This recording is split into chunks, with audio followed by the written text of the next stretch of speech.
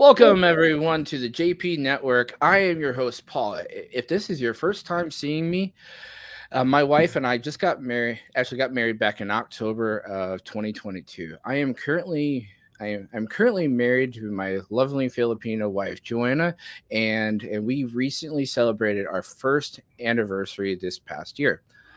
Our topic today is on this live is why East meets West, why Western, sorry, West, yeah, East meets West, and why Western men want to go overseas to the Philippines to marry a Filipina.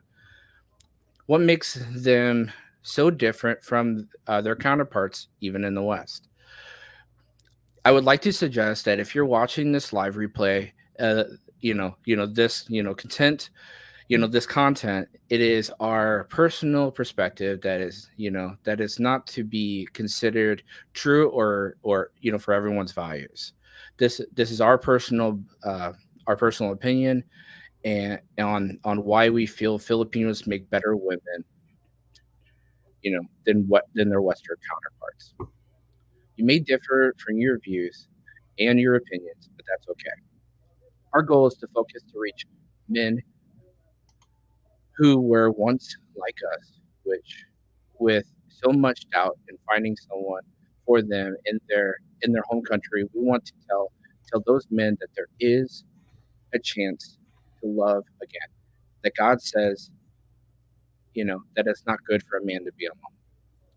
E- Even to the possibility to consider that there is love beyond the sea. With that said, let's get started, and I'd like to welcome my guest and good friend, Bob, and his channel, Love Beyond the Sea. Welcome, Bob. Hi there, Paul. I want to thank you for all the great work that you've done to get this set up. I'm sure it's to people out there, it looks like, oh, well, that's pretty smooth. Well, it takes a lot of time and effort to make it look that way, and hopefully it does go that way tonight. Exactly. Exactly. So, yeah, this is my first live. I'm kind of a little bit nervous, but hopefully I can get some energy going. I know I talked a little bit from my script, but we're gonna get there. So there This you is go. what you do for energy on your live. There we go. Yeah. Mm. So let's get on this topic, Bob. So our first topic is we want to know why men seek. Oh wait, no. Let me start with this question. Bob, give a little background for my audience. Give a little bit, a little bit about your history, a little bit about your background, and your channel and everything. Okay, Paul, 2015, March, I was very, very, very distraught, thinking, okay, I've spent all my years looking for a wife and it's not going to happen. And then my pastor recommended, long story short, the Philippines because he'd seen an article or a video or something about a man that kind of in my position. So I said, Pastor Scott, I'll do anything. I'll try anything. And once I did, I said, you know what, this could be my last hurrah. I'm going to go in full bore, and I did. Met my wife like March 17th, and by April 4th, I was already in the Philippines. Gave her the ring. We got engaged. We got married May 10th, and that was 2015. So it's been a while. She's been here since 2016. So that's where we are. So it's I can look back and say I'm glad I didn't give up. And Paul and I have been in those situations. We're different ages and all that, but you get to the point where you're thinking, what's the point? What's the point? I've done everything 3 times already. The dating sites aren't working. People aren't introducing me to anybody. Nobody knows anybody that's available. So what am I going to do? Spend the rest of my day alone? My life alone? No, I'm going to try to do something else. And you sure feel like distraught and hopeless. I know I do, dating so many women and don't hope getting anywhere, right? Well, we want to keep going, but the depression comes in. Exactly. They say that anger is a goal blocked, and I was certainly angry. And then they say depression is a goal impossible. So if you're angry, you've got something you're trying to accomplish that you're not getting anywhere with. When you kind of lose hope and you think it's blocked for good, that's when the depression comes in. That is true. So I had plenty of that, but then I did something way out of my comfort zone. Went to the Philippines, knowing nothing about. I didn't even know I couldn't have found the Philippines on a map. I know. I have to ask you: were you scared going? Were you scared going? I mean, this is like I should have been. Yeah. but I was so laser focused on the next thing, which was the tickets and the first stop and the second stop and the third stop. It took 4 flights to get there. And I can remember as we're talking Okay. about this in my head, I'm already playing back the scene of me going through the airport in Manila because they lost my luggage, which Oh, had to really? go up. Yeah, but they told me about 5 people every flight lose their luggage. And I showed up the Wow. next day at the hotel. But then I'm thinking, okay, well, Oh, bless now the. there's no Wi-Fi. There's no Wi-Fi in the airport. How am I supposed to contact my wife and let her know I'm here, or my fiance? Then she's going to leave thinking I stood her up. So I asked a nice guy over there. He gave me his phone on his Viber, and he let me call on his phone my wife's Viber number. And I said, okay, I got to get this phone back, but I'm here. Where are you? Then I go outside, and then everybody looks the same. And she told me, well, you don't look the same. So it was easy for me to find you because I was thinking, well, there she is. No, that's not her. Well, that could be. No, that's not her either. So where is she? Because the Wi Fi wasn't working. Then she found me. And I remember that in my mind like it just happened. So very exciting times ahead for those gentlemen that are willing to give this a chance, Paul. And you Yes. did the same It's thing. We all have different stories, but we're Yeah, all we all have different up the stories. We all same have different backgrounds too, that's like part of the thing is that, each story is unique. We alone have this unique story that we could tell, that we can somewhat shine light into, that we can kind of give some people kind of help for. But every story is unique. My story is definitely unique, and one of these days I'm going to talk about it. I want to go into the topic. I don't want to go too far into the main reason why, but I have this of the same feeling that you had. I felt very distraught. I felt very like uncertain. I have a, I have, I'm a, I am a, I have sole custody to my 10-year-old son now, and I want a family, and I felt like I had no hope giving him that kind of a family, and the women that I was bringing in his life, he was having detachment issues when we broke up. That was a thing. that was a bigger issue, and I wanted somebody who would honestly stay with me, someone who would really genuinely really love me for me, someone who would really love me unconditionally, and that was just what I was looking for. And I've heard about these things in the West, and I've always really liked Asian women, and I was looking Mm. around on Asian women in that kind of situation, and I started looking up on Google. Nobody showed me or anything like that the possibility of the Philippines. I just started Googling away what's the best Asian country to get married, and then also what's which Asian country is the most adaptable. That was my thing, and both times the Philippines popped up, and I was just like, and and then I started, I opened up a dating website, your same story, and I started talking, and lo and behold, I found my wife. you know Now, and I do want to talk about this in the future, but I would also like to say that for some people, dating websites would probably not be beneficial. There's plenty of people on YouTube right now that swear don't get on dating websites. Meet them in person. Just go to the Philippines. I'm not against that. I'm not at all against that. I think if you do meet somebody online, you have to be a little screwed. Yeah, I guess you have to be careful. There are scammers. We have to watch out for that kind of situation. But for between me and Bob and several others that I've met, they had success finding a woman overseas, especially in Southeast Asia, especially in the Philippines, and in various other countries. But I would definitely say, at least if you are feeling hopeless, give it a shot. What can you lose? If you got the support, you got the capability of doing it, then by all means go out there and get it done. Find a woman that really wants to genuinely love you. And I think these women have different values, and we're going to talk why Filipinas have different values. Why Filipinos generally, I mean, all Philippine people just generally have different values compared to us. And that's the first topic we're going to talk about. What a man wants. What a man wants from a woman. I'm going to have to jot down some notes once in a while here. Okay. I've Okay. done a bunch of live streams, but not for a while. And there comes a time when you have something to say and then you don't remember what it was. That's true. Yeah. You So, please put that down a little bit. and let's see, Warren found his fiance on on YouTube. That's Yeah, interesting that's way to awesome. find them.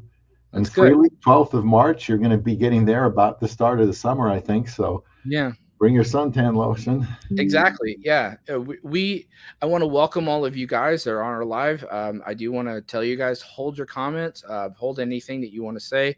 We're going to kind of cover these topics a little bit today, and then we're going to have a Q&A right afterward.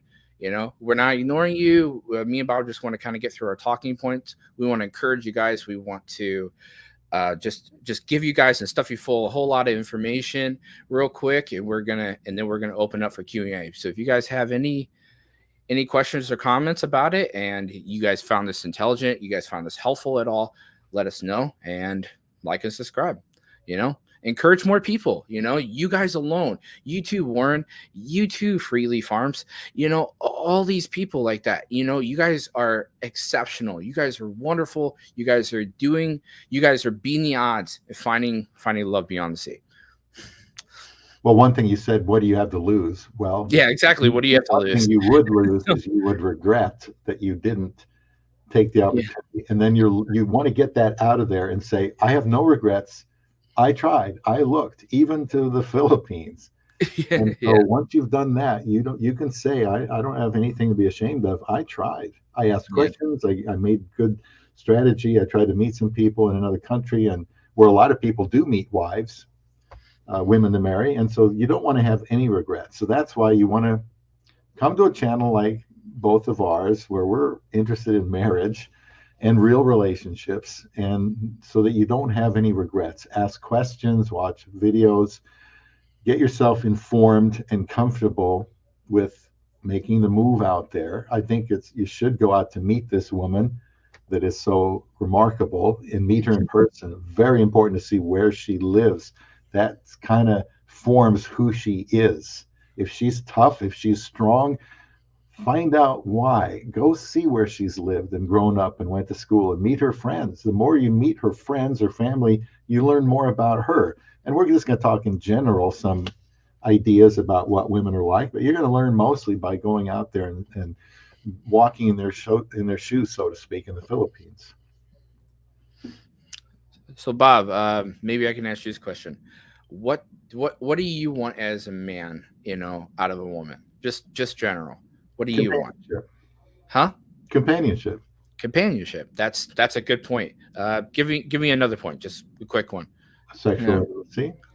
Yeah, that's good. So we out of that, we want, but me alone, I want respect. And I think I just generally, I don't think I get that from Western women. I don't I think I get a lot of conditional love. I think I get a lot of disrespect. I get companionship sometimes, but there's so many of us. I mean it. There's so many of us that feel, even when we have a companion, that will feel alone, and that's just not something that I really want. So, Paul, how do you know your Filipina is respecting you? How do I know my Filipinos respecting me? What makes you say this is respect? That's a good question. I will. We didn't practice I everything think, here, yeah, so I'm just ad lib. yeah, this is completely off the fly. Everything we're talking about. So I guess one thing that would suit me of understanding what makes me feel more respected is that I'm heard. The things that I feel in my life, the things that I desire, the goals I want, the dreams, the visions I have myself, the visions to have this YouTube channel. I think, for her to support me and to respect me, and not devalue me, not to throw me down, not to say, that's all fine and dandy, let me do my own thing. That doesn't sound like respect. I don't think it feels genuine. I don't think, I understand we all have different things we need to do in life. I understand that we have different priorities. But when you come along someone, especially you want to plan to marry them, you guys need to equally work together. It's called unity. God tells us that we need to be united in one, in holy matrimony. That's why we get married. We two become one flesh, and that's what I'm looking for. I want somebody to walk with me, walk in step with me. And if I don't feel that way, then they're not desirable. That's who I am. Do you feel that same way? Yeah, but the respect issue, my first three was, sex and companionship and touch. I like touch. And Yeah. but as far as respect, I guess to me I would feel disrespected if my wife just ignored everything I said. Yeah. And that's where you're not working together. Because anytime you're in a relationship, especially marriage, Yeah. you got to decide. You have to, as a man, you have to be considerate of your wife. Well, where do you want to go on vacation? What do you want to do? What do you want to buy? What movie you want to see? I mean, you can't just say we're doing it my way. I got you, dragged you out of I got you out of the Philippines. Now you're with Mr. Wonderful. I'm going to lay down the law and make all the decisions. That's not the way it works. And No. so she won't feel respected if you don't listen to her, if she doesn't feel heard. And Exactly. so if I feel like, okay, she's, we're going to work together on plans for the future, then I feel part of a team that way. And so I feel respected when we can do that. Yeah, it's like that teamwork makes the dream work kind of a thing, and it, you have to be a team with your wife, don't you? You have to feel like you're working together, don't you? You have Otherwise, to you're have each working. other's backs. Otherwise, you're working against each other, and that doesn't feel like love, does it? You don't want to be competitors. You want to be No, exactly. companions. Yeah, exactly. All right, so uh, we're going to go into our talking points here. I have several different discussions. We're going to cover 10 full topics and with at least three subtopics. And we're going to kind of go over that. And me and Bob are going to just have a dialogue back and forth. And we're going to see if you guys disagree, if this sounds like your significant other, this sounds like the woman that you're talking to in the Philippines. You know, you may disagree with this. And if you guys do disagree with this, I mean, everyone is unique. So I do have a disclaimer here. Keep in mind that these are very general statements. Not every Filipino behaves this way. You guys have to do your kind of this way, but we're giving you like the overall our perspective of what we see in Filipinas, you know, and there's always exceptions to the rule. So, but we're gonna go on and talk about point number one: family order. Filipinas Filipinos alone are family oriented. They come from a religious background. They support. Family is very important to them in the Philippines. What do you think, Bob? Do you think it's Well, it important? was one of the things I didn't know when I went to the Philippines. All I cared about was meeting and marrying my wife. Mm, So I'm not one of those people that said, I've watched all these videos about the Philippines before I got married. I didn't have any such background. I just was after the woman. And so some people say, well, I don't want her to be family oriented mm, because then they'll be asking us for money all the time. Some guys say, if I ever live there, we're living 2 islands away from her family. Now you talk about lack of respect. That's yeah. totally disrespectful to her. That's the last thing you want, or she wants. That's the last Mm, impression you want to give her. So family oriented is good. That means if let's say she's not family oriented, what makes you think she's going to stick with you, your family? If yeah. she's family oriented, she probably has learned that not all siblings get along and they don't always, do things the same way. And so she's probably a little bit more ready for you to live with if she Mm. is family oriented. And my wife That's is. That's true. That's very true. I know for my wife, family's big for her. She's a middle child out of like 10 children. So that's a really big family. That Yeah. is huge. Yeah, it's a really big family. And the moment I started talking to her, I had family and extended family, like her immediate family, extended family, and extended family started friending me on Facebook. And that was just kind of the thing. They were like, they wanted to know who I was, they wanted to know more about me, they wanted to talk to me, they wanted to see what kind of person I am. Uh I had her sisters kind of address themselves and ask me what I'm about. And it was just kind of that kind of thing. And then they all just went in and supported me with so much. And when I actually finally went over there, it was way more. It was, and I know a lot of us probably feel uncomfortable in that kind of situation because we might feel introverted or something. We don't feel, like typically here in America, we don't have that kind of close family ties. We might have just our immediate family, we might have our brother and sister, we might have just our children, might just have our spouse, but we don't typically have a whole lot. I know personally, me passionately, I don't really talk to my dad in months sometimes, and I feel kind of bad about it, but it's just, just how it is. And and I see it typical in that kind of scenario. But I feel really welcome going to the Philippines, and like how much they party, how much they spend time together, all these big events that they have together. When I showed up, there's a big giant huge plate of food and they're all celebrating. They put me and my son, uh like our names on the side of the wall, says welcome Paul and Colton. It was wonderful. It was. You mean that's not going to happen in Missouri? Huh? It's not going to happen in Missouri? No, that doesn't happen very much like that. Now that might happen. It might happen when my wife gets here with my church mates, but my family won't do it. Yeah. That's not normal what my family would do. Yeah. Different culture. Yeah, it's just, yeah. My family would just come over and say hi, and then kind of leave. That's kind of how it is. Paul, this looks different than what I see on YouTube. Is there a like button somewhere? So what they do is they can heart our video. I think And they how can do I heart it. do They that? can like it. I think there is a like button on here. If you guys do want to like and subscribe to our channel, I'm just um, looking for it. I don't see yeah, it. yeah, yeah. I'm not really Maybe familiar. not on Yeah, StreamYard. yeah. I'm not sure how it works. Oh, you're talking on StreamYard. I'm not sure about StreamYard, how that works out. But we are currently streaming on StreamYard. We're using a Right. third-party platform to do this right now. And Yeah. now we're going to go into our next sub point, and um, along with being family oriented and strong religious values, they have a strong family ties. They expect your Filipino wife to be on WhatsApp, Skype, Messenger, talking to her family for all hours of the day. How's that working out for you?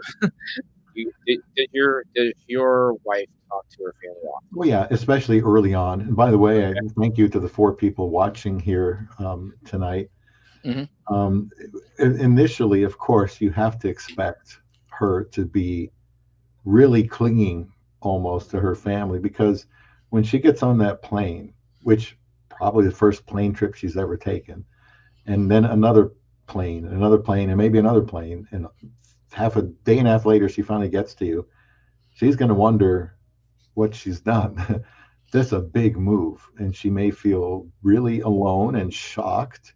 It's okay. You have to understand she just moved halfway across the world, and to be with somebody she doesn't know as well as she's going to eventually. And so she's going to want to, it's only natural. So I would suggest let her talk to her family. At some point, you probably, if it's getting out of hand, you just have to say, it's just kind of a lot. But they have different time zones. And so depending where you live, it's about 14 hours here. So maybe you're feeling like, well, let's do something. And then they're saying, well, they're just getting up now. Or I have to talk to them before they go to bed. And so maybe that you get some conflict with the times. You just have to, like anything else, just work things out. But yes, Paul, for sure, that family tie doesn't break the minute they leave the Philippines airspace. Yeah. They're going to want to continue to be with them. Yeah, as for me, I mean that currently my wife isn't currently here. We're currently talking, and she talks to me a lot. And then she actually, I guess, on the other side is that she started a group chat, not only with my family, a little bit of my family. She wants strong family ties with my family, even though they may not feel as close to her as her family. But also, she went ahead and she invited me to her family's group chat. And even though we kind of struggle speaking back and forth, we still strive to have that conversation. I still show them what's going on in my life, and I just feel generally like I can speak to them, and I can help them out in any way I really desire. And then I want to be a part of her family when she gets here, and I want to support the fact that she can still talk to her family. I want us to have good internet, and that's Well, just that's my thing is, I do want her to talk. I do agree with you the fact that it can be a little too much if they do kind of, talk all the time, day and hour, every day and night throughout that, because you want some intimate and some time, personal time talking to your wife Mhm. also. So So, Paul, is it? I know we didn't talk about this, but if somebody wanted to pop in a question that we can get to later, just so they don't forget, and then we can always scroll back up and make sure we answer it. I have a thing. If you guys do have a question, and we can scroll back through it later, is put a Q next to your comment, and then that way we can actually see it and we can identify that this is actually a question later on. Because And if that you're new to all this, you're yeah probably thinking, back up, back up. What did you say about that? yeah You know, yeah I'm gonna have to watch out for what. yeah And so just yeah like I do, I write notes down. You can write a note down and say, I want to ask about this. I'll just leave a comment and we can yeah get to it yeah. later. And if you're watching this on the replay, put a comment down below and stuff. Let us know how you feel about these situations. This is just our personal perspective again, and we want to invite everyone to be able to contribute to this. But go ahead and put a Q right in front of it, a Q, and then some quotations, and then put your comment down there below. And then Five, when we five, finally scroll through that, we'll see that, and we can identify it. We can answer any questions or comments that you guys might have. 5 people on a wintry night, On a wintry night. Friday night. Yeah. Yeah. Please leave a comment, and we would love to talk to you later. It's the first time we've been doing this. Yeah.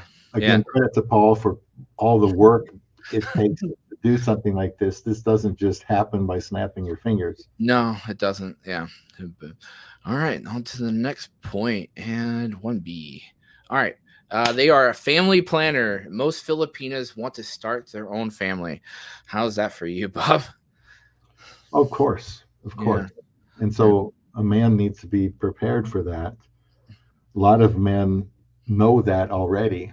And if they're dating a woman that's 20, 22, 24 years old, they'll get a vasectomy just to prevent her from, having a child with him, or they've done it already. And that's something they better not keep from her. They need to, in my opinion, disclose that, because what Paul said is absolutely true. And so don't mess around with that one. If you don't want that, you better let her know immediately. Exactly. So yeah, on my thing is that yeah, they pride themselves in family and to start their own family. I think it's ingrained in their life to actually start a family because that's like something that their parents have told them. You need to start a family. Sometimes they might even ask them consistently, like, when are you going to have children? When are you going to find a husband? When are you going to settle down? And that's just something, that's ingrained in their life. That's what they do. That's part of their culture. They have a lot of kids, and it's something that is written into their lives that they need to do in their life. It's very different than here in the West. Women are starting to step out of that role. They no longer want kids. They no longer want to value kids. They want your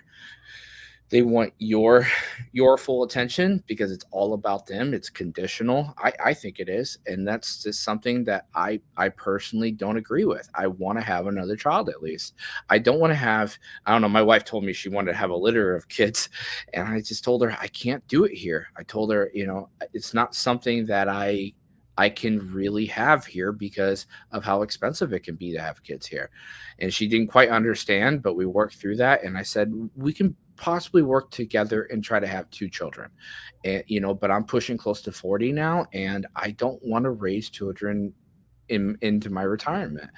But that's not something I want to disrespect her about, but it's something that I do want other kids. I want my son, to have a sibling, but it's not something I don't want a whole bunch of kids.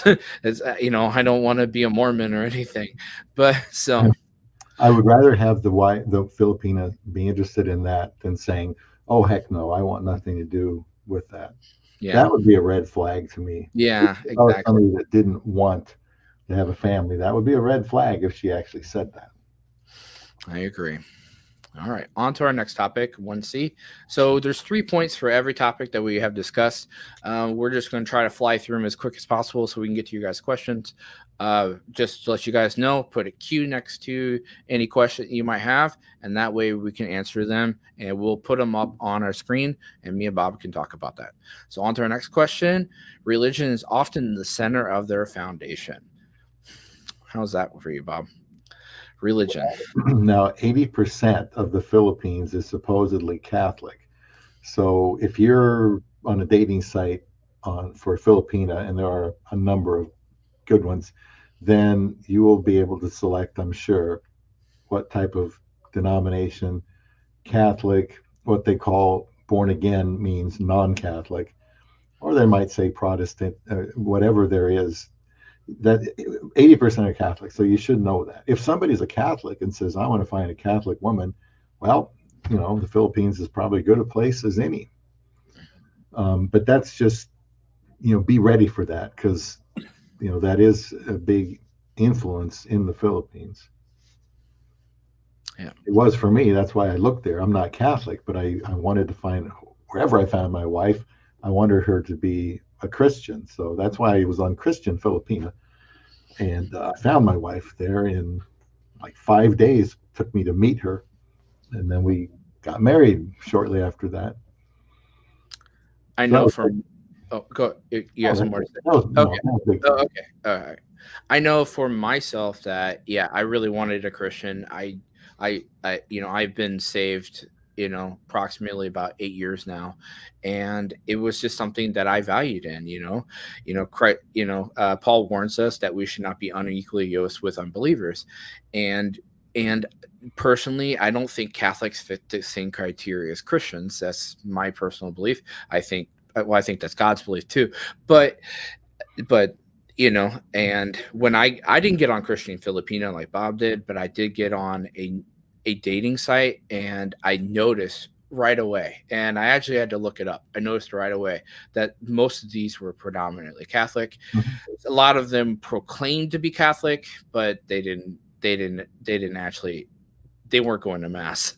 And then um and then the ones that were devout Catholic, they seem to have some moral convictions, but they didn't fit the criteria to be Christian. So I started kind of setting up my profile online to tell them that I'm not a Catholic, that I'm a Christian. I'm looking for a Christian woman, and I started asking these Catholic women, if they, I started picking through them, and I asked them, because I know a lot of Catholics, they only go through the New Testament. That's what their minister, I guess, their what is not Pope, what is it called, Bob? It's Priest. yeah, they're priest. That's what it is. So I know they're priests there. They only go through the New Testament most of the time. That's all they do. They follow this criteria, and that's all they do. And and it's all ceremonial, and it's all these different things that they do, and it's not something that they fully understand what it is to be a Christian. They have no full understanding. They're not really reading their Bible like they should. And I set up my profile, and then I told them I'm not a Catholic. I don't want to talk to a Catholic woman. I want a true Christian. And when I did it that way, some of them kind of backlashed at me. Some still tried to talk to me, and then I asked them, a Bible story, and I asked them. I said, "Do you know the story of Joshua and the city of Jericho?" That should be a typical simple story that any Christian should know. You should learn that even like early on when you're a child. Mhm. And that really shows me that you're really reading your Bible. And I think that proves to me that if you are really into your Bible and you really are a Christian, then you should be able to understand and tell me that story. They What may do you be a relatively new believer, though, Yeah, where yeah, they and did not grow up with that, and maybe their church has never taught them that. yeah.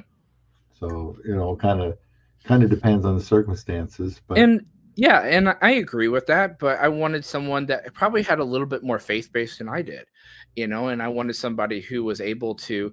And my wife didn't quite know the story, but she knew about the story, and that was kind of enough for me. But she kind of, and we kind of talked through it, and she remembered that story. But I'll even say I think my wife is more faithful to Christ than I am. She's more devoted to that. She she has her own Bible studies every Monday and Friday on her farm, and she she has a Bible journal. She has a prayer list. She does so much for God. She works and ministers and helps out the children, gives gifts and stuff like that. She helps out the children ministry, and that's something I wanted. I wanted somebody who was more faithful than I could even try to be, because she's going to elevate my faith. That's my thing. You know, it's gonna encourage me to be more faithful to God too. You know, because like we know the Bible says iron sharpens iron, and we need to know that. Hopefully, we both encourage each other. I just wrote Exactly. down here: be honest when it comes to what Mhm. you're looking for. Be honest. Don't leave anything out. Be honest, because if you leave something out, you could mislead that person, and you wouldn't want them leaving something out. Like find out 3 months later, well, why didn't you say that? I'm not really Mm, right for you. Lay it all out. If it's not doesn't look like it's going to work out, great. Thank them for their time and move on. But you owe it to each other to be totally honest. I This is agree. what I need. This is what's important to me. This isn't important to me. Mm. Just be honest. What's wrong with being that? They're thousands of miles away. They're not going to come after you, if they're not happy. Yeah, exactly. All right, we're on to the next topic. Realistic expectations, what they want out of a relationship. That's what we're going to cover here, and our second topic. And um, you know, women in the Philippines general. I usually see this just generally, that women here in America, Western women, they typically dance around the questions. They kind of leave you stumped. You don't really know their intentions in life, and you kind of just feel like you're you're kind of handed a resume. You're kind of hoping that this is the right kind of woman, and you don't really know if she is the right kind of woman for you. And you're kind of looking for this special woman in your life that's going to be the woman that completes you, and it doesn't feel that way here. I feel like a woman over there, she doesn't really dance around. She kind of tells you, hey, I want to get married, I want to have children, I want to do all these things. And what do you think, Bob? Well, that's what we all want, is that person to be honest with us. I don't know why they wouldn't be. I think my wife was, but if people aren't being honest, then maybe they don't want a relationship. If they can't even verbalize what's important to them or why they're on the dating site or why they're even talking to you, I mean, they should say, I want to be married. And I mean, why not? Why not just say that's what they want? All women want, well, the financial part of it is always going to be a part of this. And they want someone to protect them, just like any woman, provide for them, comfort them. They need somebody to hug them and give them solace and comfort and support them.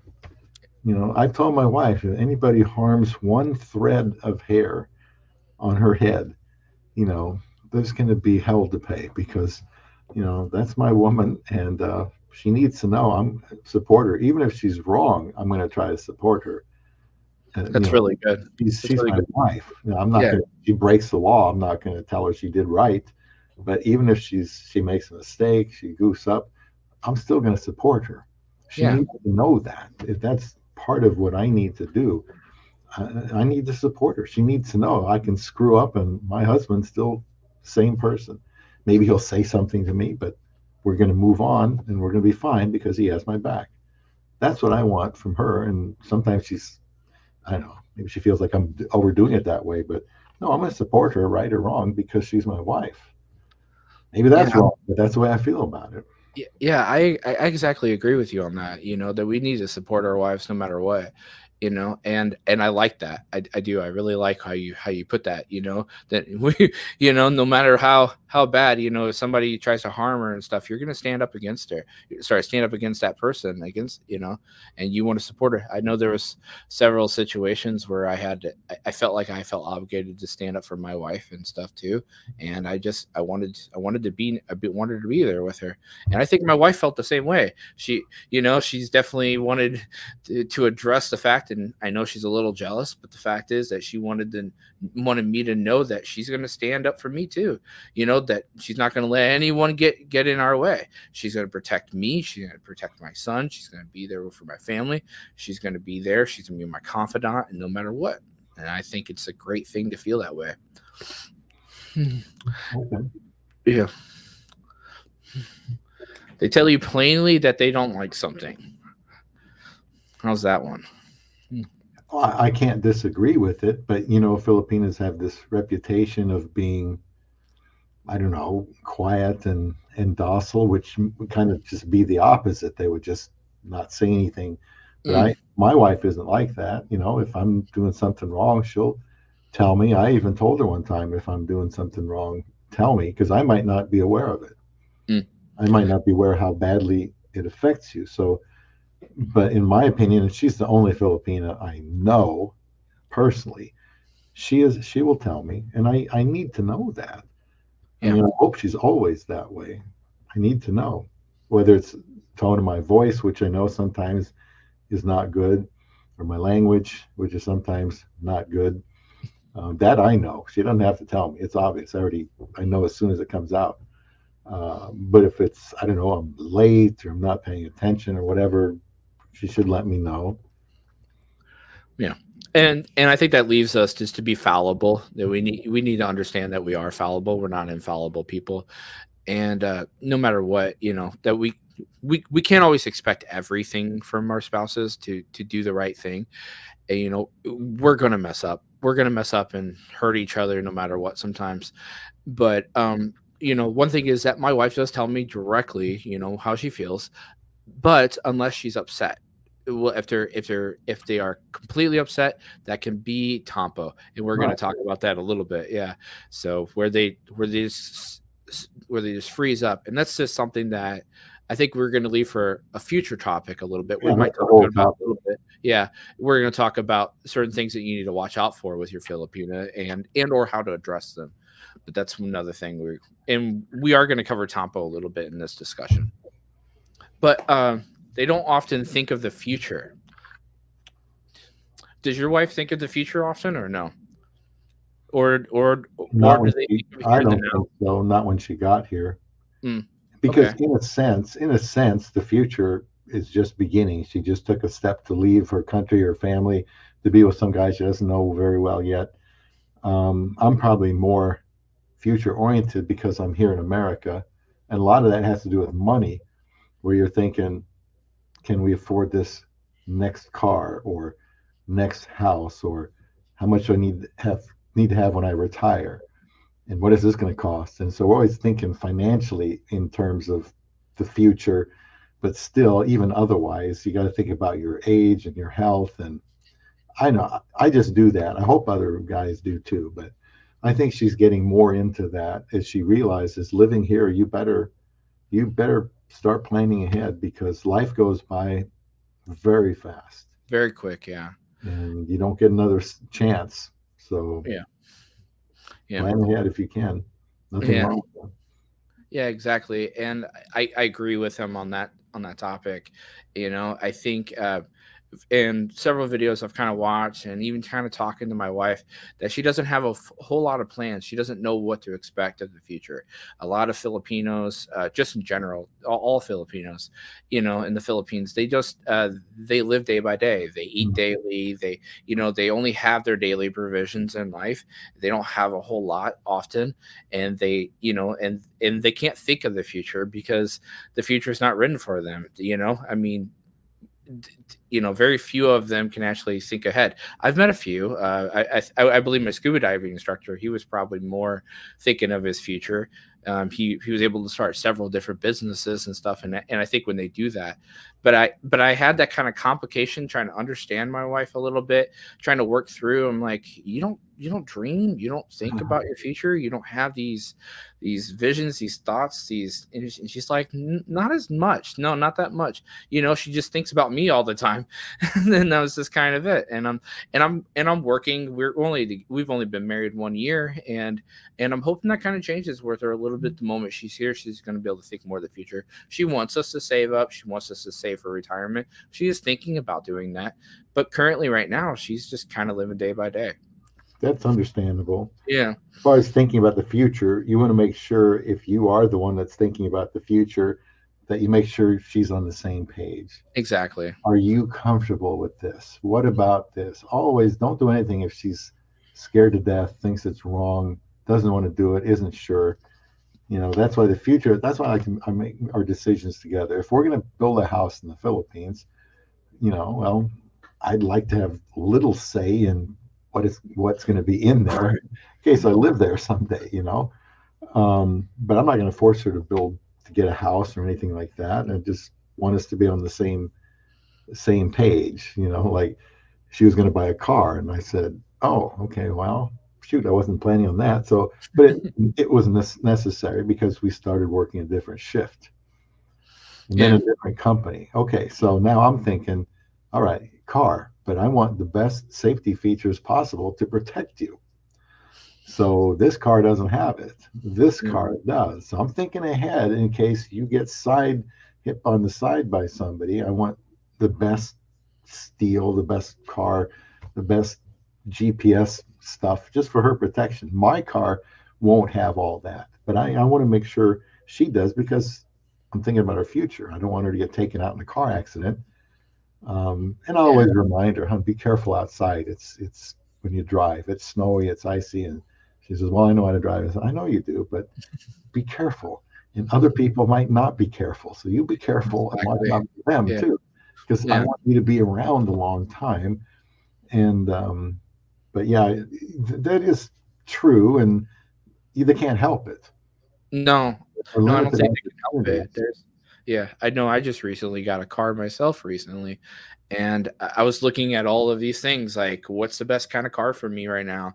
What's going to help us for our future?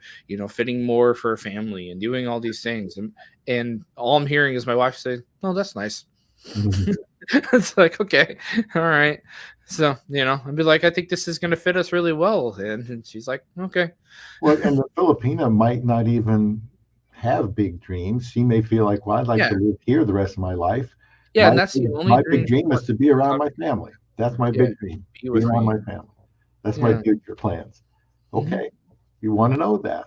And you should know Yeah, it's that. just a pretty simple, Yeah. it's like a pretty simple future, you know? Mhm. Just have easy future. I just wanna be with you, and I wanna be here with you, and that's all it is. I'm And then like, you're thinking, "Good." well, what happens if Yeah, you get a disease or you get hit by a car or a I know. scooter or bit by a rabid dog or something? Um, I don't know. You always worry about your wife. Always. I don't even sleep well until she gets home Mm, from work. I just can't because I'm thinking, should I turn my phone off, or is that the time she's going to have an accident or get mugged or something like that? mm. Um, it's always on your mind. I think that's a good thing. You never stop thinking about her because she's important. Yeah, no, she's always on my mind too. Alright, on to the next topic. They are more feminine than most Western women. This is probably a debatable topic, and it's probably something that we'll probably get a little bit of attention for, but I have met some feminine women here in America, here in America, but the majority of them are pretty masculine, and it feels like men kind of here have to have more competition with women. Women feel entitled; they have this sense of entitlement, and it really makes me, you know, you feel devalued. And I think a lot of men are feeling more feminine here in America, and a lot of women here in America are feeling more masculine. Like the tables have turned on every one of us. What do you think, Bob? Well, first of all, I want to say thank you for the 5 people here. And Hmm. again, if you have a question and you want to talk about that, go ahead and drop that in there. As far as femininity, I had the thought, what to you is feminine? I mean, maybe it's something. Is it the way they dress? Is it no tattoos? Is it they don't go to the gym, or they don't swear, or they don't smoke, or they don't drink, or um, I guess but I agree with you. I think they are more, and that comes from the fact that it's hard to explain. But I thought my wife was feminine because she was just a simple, dressed modestly, took care of herself. Now that's different than someone that's, I don't know, like a TikTok, wants to be a TikTok celebrity, and uh, Yeah, I don't know. It's hard to explain yeah, because you can be. same size as my wife and not look feminine. I suppose it depends on what you do with Yeah. your hair. I was at the gym one time years and years ago, and the guy pointed. He said, "You see that woman over there?" I said, "Yeah," and he said, "She wants to be a man." This was before I even knew any of this stuff, decades ago, and she had muscles and this really short hair. Probably what you would call lesbian back in the day Mm, before I even knew the term existed. And you see women like that once in a while in the gym, and they're hauling around a lot of weight. And my wife just started at the gym, and I said, "Hon, don't worry about gaining too much bulk. That's not going to happen unless you start taking testosterone, like some of them might be. You're not going to get bulky. It's good for you, good muscle, and it actually raises your metabolism." But there are some women that take it to a high degree. It's like they've given up on femininity. yeah, Just looking. Guys, what do you think? What do you think femininity means? I thought my exactly. wife was feminine. Yeah, She yeah, looked like she liked being a woman with long black hair, and she had a nice body. So those are physical things that you see that are feminine and obvious, but there are feminine attitudes too. exactly. Like, Yeah, for yeah, example, liking children is a feminine attitude. yeah. One like, Helping others, mhm. being Yeah, generous. we're gonna talk more about that, and I still have my talking points. So we're gonna talk about that. I just recently looked at an American magazine, and it was like these men. Oh no, it wasn't. It was actually it was yeah, it was a magazine, but I also seen it on Instagram too, a similar one on Instagram, and it was this person like taking all these different shots of all of these different women, and like they were more stockier than I was. And I was just like, they have You said muscles on top of their Instagram? muscles for women, huh? Did you say Instagram? Yeah, yeah, Okay, yeah, on a Instagram lot of too. those are photoshopped. No, no, no, these were not Photoshop. Okay. Yeah, these were not Photoshop. Some of them look closer to feminine, and some of them look beyond feminine. But Too many yeah, steroids. yeah, like wow, that woman could beat me up. So, but Yeah, well, but see, there you go. yeah, I'm the man. I'm supposed to be the protector. I'm not looking for a exactly. woman Yeah. to fend off, But we have these attackers. women, yeah, but we have these women in today's culture that, especially here in America, that feel, that they don't need a man, and then we have women at Walmart that, they don't dress feminine. They dress more like a man, or they will dress more like they don't care what men think of them. If they dress at all, some of them just will walk in Walmart with their PJs on and everything. But the one different thing here is like 3A, what I'm talking about right now. Women in the Philippines often dress up. That's a different topic, that I think, my wife, she every time we went out, she wanted to dress up. She wanted to look nice.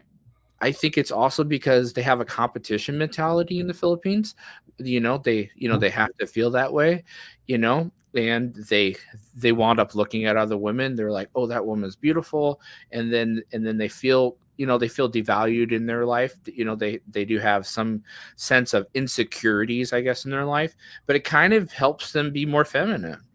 What do you think? There's, yeah, there's nothing wrong with that as long as it doesn't become a materialistic Exactly. pursuit to Yeah. emulate somebody else, their clothes or their designer bags and stuff like that. And a Filipina will want, if she's in the West, she's probably going to want a designer watch or shoes or purse or something. Just not to be egotistical, but just to say, look, here I am, there I was, and you just kind of have to experience it. It's there's nothing wrong with it. You would probably do the same thing if you came from the same background. You just want to say, look, things are better now, and this is just a tangible indication of it. But one of the things about femininity is a woman who feels like you said doesn't need a man. Well, I mean, people have always said on my channel, women don't need men. Hmm. Men need women. Women don't even love men. Men love women. And man was created first, and Eve was woman. Eve was created for man.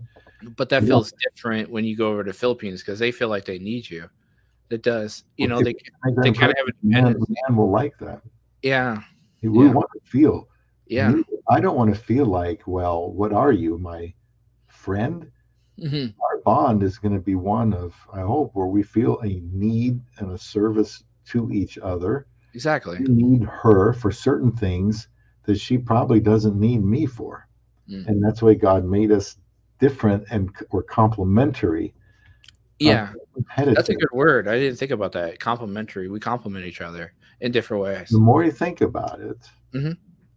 emotionally too, not just physically, but emotionally, where my wife many times is stronger than I am emotionally, because I just fire off, um, I come out with both fists swinging, and she's had to many times remind me when I'm talking to those Filipinas on customer service to not yell and not Mm. get too frustrated. And then, look, I have to realize those people don't see everything, and they're not supposed to. That's why they can't help me because they're told they're not shown what they need to show to actually answer my question, and it gets Oh. very frustrating. It's not their fault. They're only given so much access. It's like the frequently asked questions that never answer any of my questions. All customer service is like, well, how can you can't answer the question? Well, because they can't. They just can't. They don't have access. That's So it gets true. them frustrated. And a lot of them, most of them, almost all of them are Filipinas, Mm. it Mm. seems. And so Yeah. I got to be careful with what I say because I'm talking to her people, woman from her country. And yeah, that's a weakness I have. I Mm. want results. I want them yesterday. And I hope I can outgrow that before I die. But, she can help me. Mm. Yeah, it Yeah. seemed like it, but she has. And appearance, yeah. I want my wife to look good. I don't want her to Yeah. look like a slob. She doesn't Yeah. want me to look like a slob. Yeah. They care. Yeah. They care about their Your appearance. appearance too. Yeah, yeah, and that's one thing I noticed about my wife. She does care about my appearance too. She doesn't like getting zits or anything. I know it's hot in the Philippines, and I'm okay with it. And she doesn't, and she does care. Like every single time I try to post a picture of her, she's like, "I look nerd," and I'm like, "I like you looking nerd. I like you looking nerdy." But she, huh? That's good. I know, and I'm like, I'm perfectly okay with it. I desire you that way. But she's like, I'm so nerd looking. I'm like, you wear big glasses. It's just, you're gonna look nerd no matter what. You were born nerd, but I still love her. I still love the way she I looks. know a guy looking for a Filipina. That's exactly what he wants. Oh, they want a So he- Filipina nerd. Yeah, so he told me. I like Yeah, that look. He said, I like that look. Okay, that's fine. Go exactly. look for one then. Doesn't mean she has to be like that, but that's what he thinks that's cool. So it's fine. Hmm. It's all good. They wear makeup. Are Does you your wife sure wear about that makeup? one? No. Huh? Well, I take that back. Probably light makeup. Yeah. My first thought was men don't like that, Mm. but my wife doesn't overdo it. But to be honest, even seeing lipstick, it's like, why do you need to have lipstick on? Well, I think that's just our. I'm not a I woman. think that's I our don't. mentality here, though. They want to. This is something like they. This is something I noticed from my wife. They do often wear a little bit of makeup, because they want to put on this representation. I know the moment my wife, and I would say this for every single woman, you know, typically when you get married, you do put on a lot, but that was not only the case for my wife. She wound up putting not a whole bunch of makeup on, but often when we did go out, that she did put on a stable amount of makeup. Not that I would notice, but she wanted to be noticed. She wanted to feel more attractive and stuff, especially being with me, because she kind of has to live up that standard, that she's what's an American too. It's interesting what she might think looks attractive. Hmm. A man might say, Yeah. "Fakey, you don't need that." Yeah, well, I was trying to tell her you don't need that, but Simple, that's my Western natural, mentality. simple, natural beauty. I Hmm. want to see who you are, what your Yeah, skin is like. Don't cover it all up. yeah, Don't go to bed at night and you look like a different person. Does your wife look at like any beauty pageants or anything, or like Miss Worlds or Universes? No, we've watched Okay. Philip Oh, when Philippines was a competitor. We yeah. watched some of those, but no, it's I don't think Okay. she looks at the magazine. She might look Okay. at something on, you know, Well, when Facebook I'm on or the TV or whatever. anything, I didn't know she did that kind of stuff because that's really big in the Philippines. A lot of them, they look at these attractive women. They look at the news channels. They have this set of standard that they really want to, you know, that they view that's attractive. This is something I noticed about from my wife, and something I questioned about after watching the video. They would pinch their children's nose, and it was something that they did, and they would often squeeze it close because they would hope that the child's nose wouldn't be flat and big and stuff like the traditional Filipino nose would be. So they would try to pinch their kid's nose and hoping that they would be more Oh, desirable. brother. Yeah, but that's just something that they do there, and because because they view small noses as desirable. Very, So very good, Warren. mhm. I like that. Born Beautiful.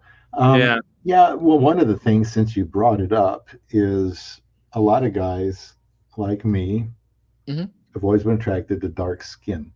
Mm. Yeah, Beautiful, just luxurious, I didn't think dark about that. brown skin. Does a Filipino want that? Possibly not, No, they want the because I don't opposite. want to look like I've been a slave in the rice fields. Mm. I have to work outside. I want to have light skin, which indicates I work indoors, not outdoors in the sun. And so that's just an impression to me. I would say, of course, who cares? We want beautiful dark skin. The darker, the better. But again, that's one of the differences. They just may not feel that way. I always encourage. I wish my wife would get darker, but I'm actually darker than she is in the summer Yeah.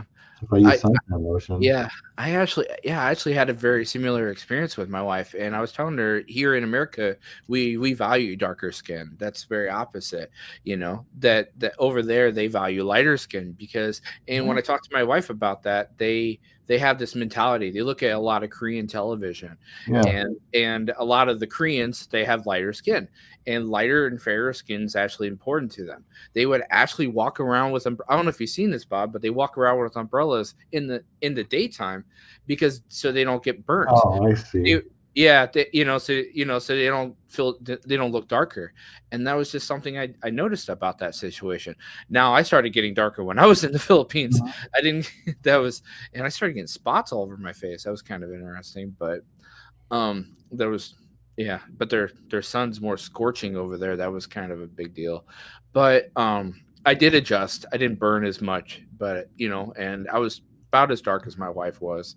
But she definitely carried that umbrella around with her to make sure she wanted, because they have that value of being more fair skinned.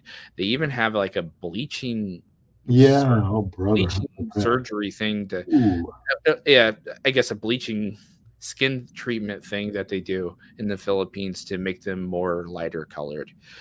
oh, But I don't agree with that. So no, I don't either. The dark yeah, skin is just yeah, yeah, undescribably. yeah. They just don't embrace it. They don't embrace their culture, embrace being darker. So We want the island girl, the girl that's yeah, outside. that's It why doesn't we even went there. have We to. want the Let's island go. girl. It doesn't have to Yeah, do anything. yeah, we want that Always Pacific want. Islander. So yeah. All right. Topic number 4. They're more adaptable, and simple, facing day-to-day challenges. No doubt about that, Paul. Yeah, yeah, You'll find out your wife won't complain as much as you probably will, and yeah. at least and my wife just fixes stuff. She's not really a complainer, and Okay. she has to be resourceful. When Yeah. Filipinos are living in all parts of the world, they have to be resourceful, adaptable, Yeah, and I didn't think of for the that word most part, they resourceful. are. It's good. Yeah. That's really good. Yeah. So the first part of that is Filipinos grew up often without modern day appliances, like in the West. What do you think about that one? Did your wife have a microwave in the Philippines, or did she Uh, have? I don't know about microwave. I just know that Okay. when she got here, she didn't want to use the dishwasher. Mm, I said, "Huh, we okay. could go to put the dishes in the dishwasher." She'd still wash it by hand Mm. because she probably wasn't used to the dishwasher, Yeah, or they want to have a dirty kitchen thought too. she could get it cleaner. by hand. And whether that's true, I don't know. I like the heat from the dishwasher to sterilize. But to us, if we can avoid washing my hand and throw it in the dishwasher, we probably do that. And then there's clothes washer and dryer they probably aren't quite used to. And, we don't hang stuff outside because especially when it's cold half the time. And so those are good things. So these appliances are nice things. She's going to appreciate nice cookware that she doesn't have. Could be nice knives, cutlery, pots and pans, and crock pots. She's going to like those conveniences when she gets a chance to see them. Mm. I know for me, my wife's never used a microwave. They don't have a stable fridge. They have like mini fridges. They don't have a big giant fridge. She's never used an oven. And I actually watched a video of her. I think she has that on her TikTok and I think even on her Facebook. But she actually, instead of using a can opener, she's cutting it open with a knife. Oh And yeah, she, yeah, yeah. yeah, That's what yeah, they do. yeah, that's very different how they do things there, but I think it's versatile. It's not just, but we take it for granted. This is what our topic here is, that we take our modern day appliances for granted compared to them, and that they're so versatile about what they're able to do and what they're able to accomplish with so little. But also, Paul, those can openers, I've seen videos in the Philippines that say they just don't last. Yeah, that's If you true. buy a can opener, buy 3 or 4.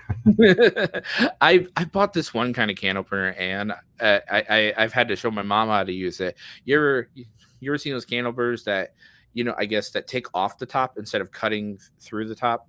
Oh, okay. I actually have one downstairs, but yeah, that it cuts around the grooves in like that, and basically you can take off the complete lid of it and Interesting. put it I back don't, I on. don't, even, I don't even use It's can really openers. nice. I think those things, and that things last me a long time, Okay. yeah, and it's safer. I don't have to worry about cutting myself too. My mom bought a more traditional can opener, and I didn't enjoy it.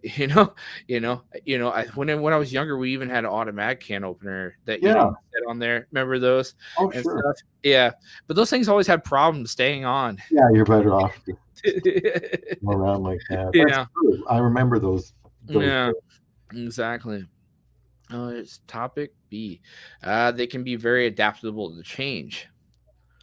Of course. Yeah. So for me, I haven't really embraced this about my wife, but she seemed to be more adaptable. When we were traveling around the Philippines, she doesn't currently live here yet, but when she was able to, when I was able to take her traveling around, she was pretty adaptable to going to different places with me and doing new things. She wasn't used to using I guess other people washing her clothes. She felt a little discomfortable with other people washing her clothes, but we got used to it. We wound up finding even someone cheap enough that would actually wash her clothes while we were away in her hometown. And I know when we traveled out of her town, we want to be more expensive. Probably the most we've ever and I didn't expect to be most expensive. Expensive. I almost paid nearly $40 for somebody in a resort to wash our clothes. I know.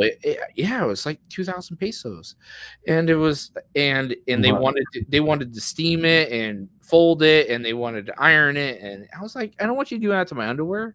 And I even told them, and they were like, that's priority for us to do all that, and I'm like, I wound up paying it, but it was not something I enjoyed to do. But compared to only paying a few pesos here and there, or like 80 pesos for somebody just to do my laundry. So Well, the word adaptable there, I look at that, and a big change is moving to the West. And of course, a lot of people yeah, have and that's said, what something I'm looking forward don't ever bring her to the West. But you know what? If she's in it for the right reasons, an ordinary marriage, yeah, you better believe it. She can adapt to the United States. My wife has adapted to the United States like she's been here her whole life. to. Wow. She's working, she's driving, she's going to school, trying to get that schedule somehow worked out so she can finish it and get her associate's degree. That's a lot of work. There's a lot of effort. She cuts the grass. She knows how to use the snow blower. She put them together. The lawnmower, put it together out of the box. She does all the mechanical stuff. She's just amazing. And I need That's someone. awesome. I need someone. I told her, she said, why didn't you buy a house? You could have one paid off by now. I said, because I don't want a house. I just want a place to hang my coat or my hat and sleep there and work the rest of the time pretty much and go to the gym. And I just didn't want to deal with it. But Mm. she talked us into this townhouse. My mother lives upstairs. Um, but if something breaks down, garage door won't open or whatever, Isaac can fix that. Mm. She's really good at that. That's It's a that's really talent good. I think she has, but it's a talent I need because I am not a home house person. Some people, those people that their yard has to be immaculate. I With the mean, lines, or the living room, they don't even let anybody go in there. And they're yeah, so into their house or their yard. I'm just not. I'd rather watch yeah, a good game on TV or something and call it a day. 6 people online here for this live stream. So thank you very much. That's yeah. Paul. Thank I'm you, Bob. Paul is thank you. doing this simulcast on both of our channels. So, check in with a question or comment if you'd like. Talking about Filipinas and what they're like, why men like them, and why men would go to the all the way other side of the world for a wife. And adaptable to change, yeah, my wife can adapt, but she wanted to come here. If she had said she doesn't want to relocate, take that seriously. She doesn't want to move. And so you're either going to have to go there or she has to find someone that's willing to leave. And most of them may leave, even though they don't want to. They really Mm. prefer to stay there if they could. But if they can't, we had, believe it or not, when we got married, when we were living in an apartment nearby, I had no idea that the couple right above me was a Filipina and American foreign wife. And he was about, I don't know, 40. He got a job in Alaska. So they moved to Alaska. And I was talking to her about the cold. Are you going to be concerned about the cold? She said, oh, no, I like the cold weather now. Oh, they like it now? She did. She said, I like the cold weather now. So they That was moved, something I'm moved worried to at. Alaska. Yeah, I'm so worried about, yeah, and I know there's Filipinos in Alaska. I was just kind of wondering about that myself. I was like, I don't, there's very few videos about whether or not Filipinos adjust to the cold, but I know there's a lot of them in Chicago, so I assume a lot of them in New York and other parts of the United States. You know, it's like one of the biggest populations that we have here, and it's just something I'm just trying to understand myself.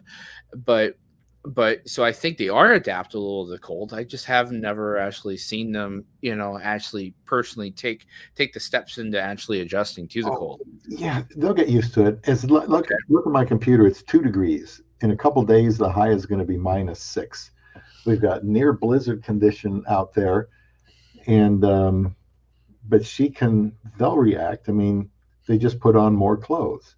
Okay. It gives a woman a chance to get some fashionable winter clothes, get a nice hat. I told the other day my wife had this hat. She had a nice scarf, a nice long coat, and pants. And I said, hon, if you get a job interview in another place, you got to wear this because you look dynamite.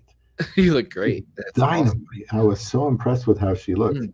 And so for the weather, you just put on boots, warmer clothes, mittens, cap, whatever, and you just do like the rest of us do. Over here, though, if you're used to it, I'll go to the gym and it might be 30 degrees out, and older guys are even walking around in shorts. Mm. Because here in the Midwest, it's cold weather. This is what we do. It's no big deal. Um, she may not get to that level, but she will adapt to it. I gotcha. That's She, good. although Paul, I have heard of one woman, What? Filipina, that said, "I cannot get used to this cold weather," and they Mm. they left. Oh, they did. Didn't Okay. leave her husband. They just went back to the Philippines because they said, I just can't deal with this cold weather. I Oh, only okay. heard that one time. But if her Oh, husband is there and they're working, they're getting out there together, driving around, she'll adapt to it. yeah, We yeah, and yeah. As long as your significant other is willing to adapt to you, willing to adapt to your culture a little bit. I mean, there, you can't take the Filipina out of the Philippines. I mean, just in the general sense, but they will adjust, just like we would adjust there. I was watching Cody Bennett, and in his YouTube channel when he went over there, and that one of his is We Wander, and that was just one thing that I noticed. That the moment he got to the Philippines, that he didn't realize it, but he was not only getting sunburnt, but he wound up getting sun poisoning. Ooh. Yeah, and I'd never heard of sun poisoning, but he eventually, as he was progressing, because he was like in the Philippines all during the time of COVID, and he wound up getting stuck there for a while, and he wound up going back to the Philippines, and he had a woman there and everything he was hanging out with and everything. I wouldn't say he was Christian, but they were traveling throughout, and I was kind of understanding a little bit about the culture, watching him and stuff. But I noticed that his skin was adjusting to that particular type of climate. And that's just something that I think we face, regardless, is that over time we will adjust to those things. And that was something that I noticed, that there are Filipinos here that eventually do adjust. And I know they do. A lot of them like to live in California or in Texas or in Florida, because that's the tropical climate that they're used to. Mm-hmm.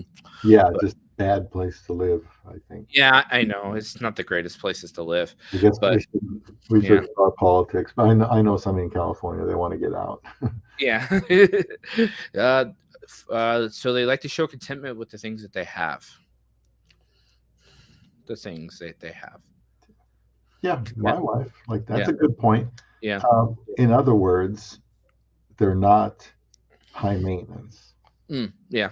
They could always change under the wrong influence, the wrong female friends. Yeah. But I think by and large, she won't get carried away. She's going to want newer outfits and wardrobe and fashionable shoes or shirts or whatever. That's okay. She's a woman. Okay. She deserves that. Yeah. But my wife, I did a video on sentimental things. She still has the coat that she wore on January 11th, 2016, when I picked her up at the airport. Oh, wow. She still has that. She still has some shirts that she wore. Now, some of them are getting kind of worn out, but to me, I still like that, or a little nightgown or something, or a little robe.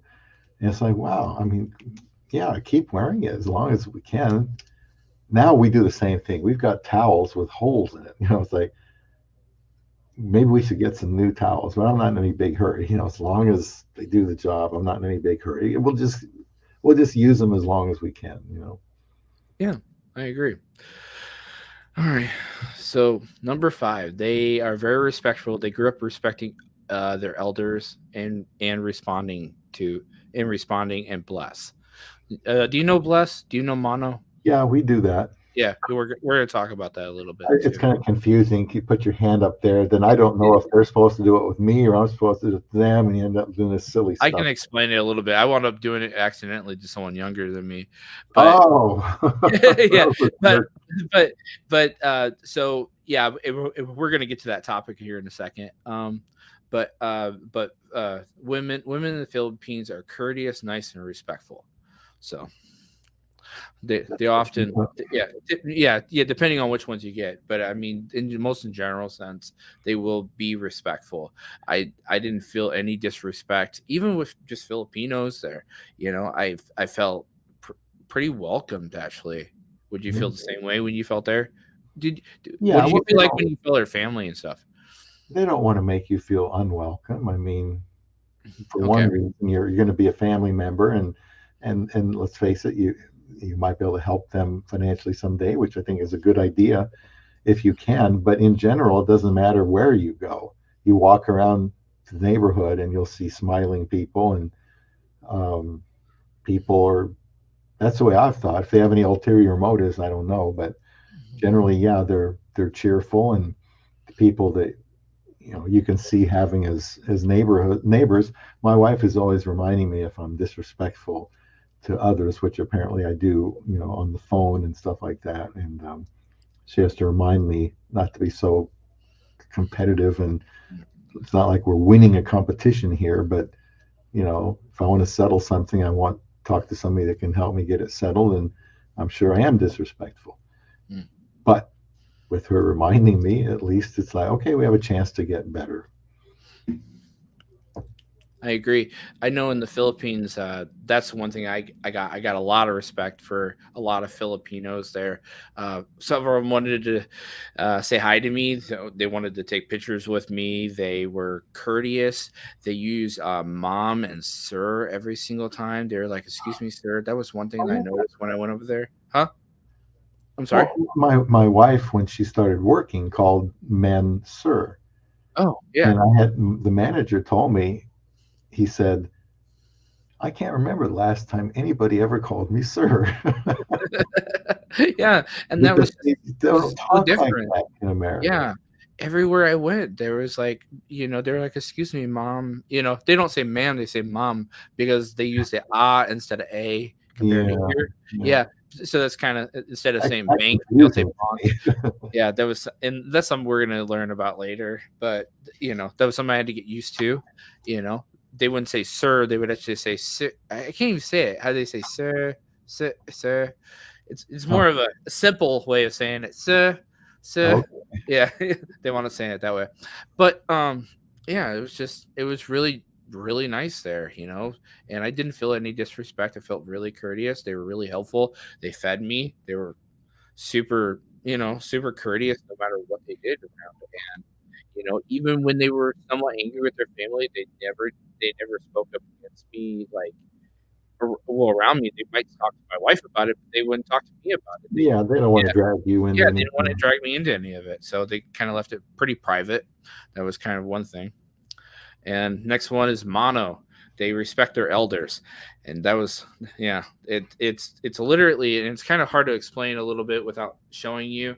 I would have to bring my son in here, but the fact is that if there's someone older than you, here, let me just switch over here. So if there's someone older than you, you would grab their hand and you would stick it to your forehead, and it's a show of sign of respect. And they would call it mono, or they would call it bless. Mhm. And basically every single time there's someone older than you, that's what you do. You don't do it to random people, but it's somebody that you recognize, that you addressed as somebody particularly part of the family. It wouldn't be someone that you would just randomly, like your waiter or your waitress that were older than you. But if it was somebody that you're actually cordially meeting, like your pastor, her pastor, and stuff like that, family members, older people around you, you would see kids walking up and stuff like this. And every single time they came home, they would do it.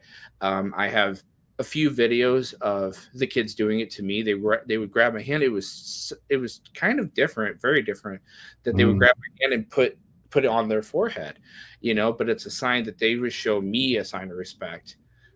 So, So when you did that to that 10-year-old, you got a lot of sneers probably. well, it wasn't a 10-year-old, it was a teen. It was Joanna's cousin. She was younger than me. And it wasn't a sneer, it was laughing. But because I was Giggling. I was doing it was when we went to Consuelo, and basically and I was already doing it to enough elders, and then suddenly I got mixed up. She came up to me and I took her hand. I put it to my head, and it was just funny. But I didn't get sneers or anything. I didn't get any disrespect about it. It was just something to laugh about. And my wife corrected me about it, but it was just funny. And then we corrected doing it the correct way. But it was just something I was trying to do. And she was like, she was laughing in the video, and she's like, "Only for the elderly. You need to do it for them." And I'm like, "I know, I'm sorry." But Yeah. Let's see yeah. if we can finish these here, and because Okay. people probably want to get going with their Third evening and day. have Okay. some questions maybe. Okay.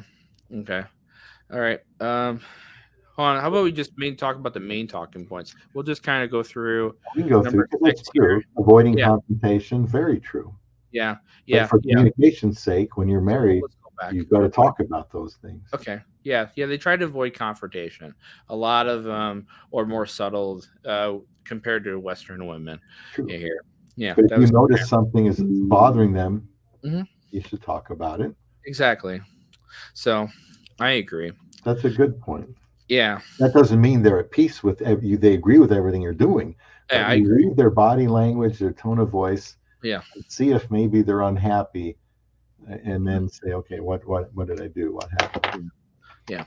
So we're just gonna fly through these topics. I know people probably gotta get going, but they often take care of themselves better. They're slimmer. Women here in America, they are often not. I don't want to be. I don't want to get too disrespectful, but They're not. They're not proportional to their body anymore. So that's they're not height weight proportional to their body anymore. That's just kind of, we're Right. And if you look at the a thumbnails, lot of women here are not no longer taking care of themselves. if you look And at the thumbnails on a lot of YouTube channels, they put yeah, the elite women in there. No, that's not realistic either. yeah, You could even exactly. say the woman Yeah, you want to marry isn't going to be walking around in a bikini like that. And that would yeah, be true. yeah. That's topic for another day. Yeah. So we're going to 7 real quick. They're committed in relationships. They, less chance of divorce and sometimes tampo. That they like to settle their differences pretty quickly if they can. Other than tampo, they try to settle their differences quickly. They don't want to. They want to avoid confrontations. They want to, they don't talk about a lot of things that might be bothering them, but regardless of that, they're fully committed into that relationship. What do you think? Well, there's no divorce at this time in the Philippines. In the Philippines, yeah, they're She could trying, but she could leave yeah, you in America, but if she mhm, marries in the Philippines, she can't. She can't. exactly. It's confusing, but she can't leave you there. But that's why I wanted to marry her in the Philippines. I guess just for that feeling that I am making this commitment to you in your country, and there's no divorce. A lot of guys will say, "Oh, don't marry in the Philippines. You can't get divorced." Well, I don't want to get divorced. I want to be with her for the Yeah, rest you of want my to life. be with them for life, regardless. So we got married in the Philippines as she wanted, and I brought up the fiance visa. Just that's what people do, but she wanted to get married there, so I said, "Fine, we'll do that." Exactly, exactly. Car just flying down my road. All right, they're nurturing and helpful. Super nurturing and helpful. I want to kind of cover these kind of points a little bit. So they're willing to rub your back. They're willing to take care of you when you're sick. They will do anything for their man. They'll cook, they'll clean, they'll take care of your house, they'll take care of your children.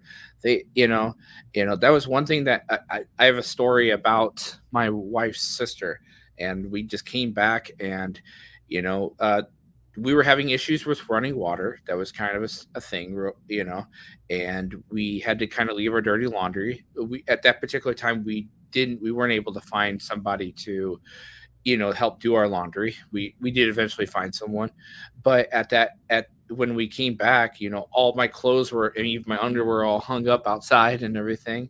Hmm. And m- my wife told me that her sister sewed up my underwear. Oh, really? Wow. Yeah, she sewed up my underwear, and I was kind of different. She's like, "You got to pay her," and I was just like, "Okay, yeah, I'll give her a little money, I guess, but for helping." And I was like, "That's cool," but that was very different. So, I never expected. Usually, I just buy new underwear, but it was very different. What did you have anything kind of Well, add they're to? nurturing and helpful because they've got big families, lots of nieces and nephews, Hmm. and so they want to help them. And again, the family bond.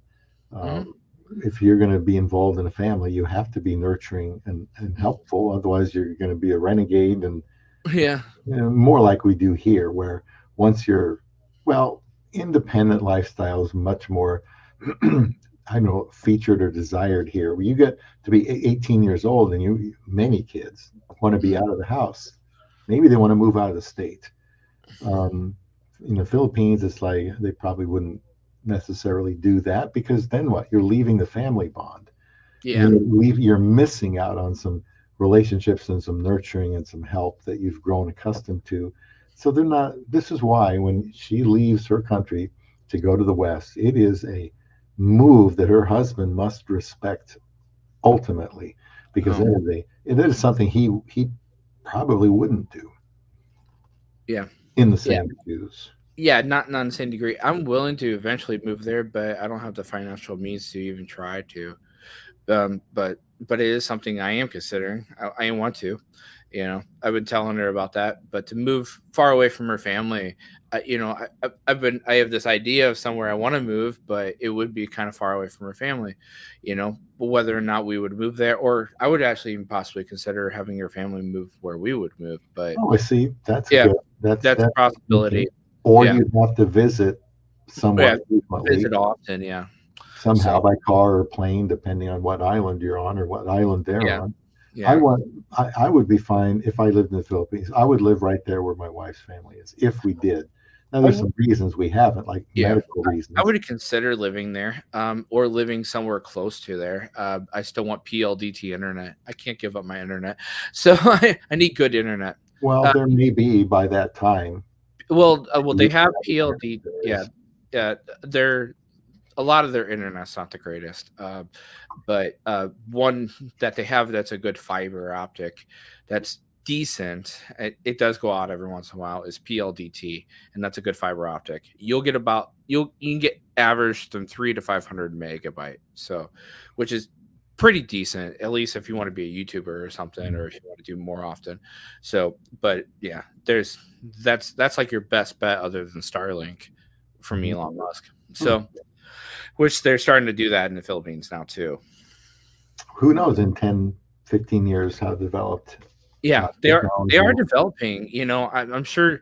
Did you see the spaghetti telephone poles? No. The wire. Oh, the wires all over the place. Yeah, the wires everywhere. That's got to give somewhere.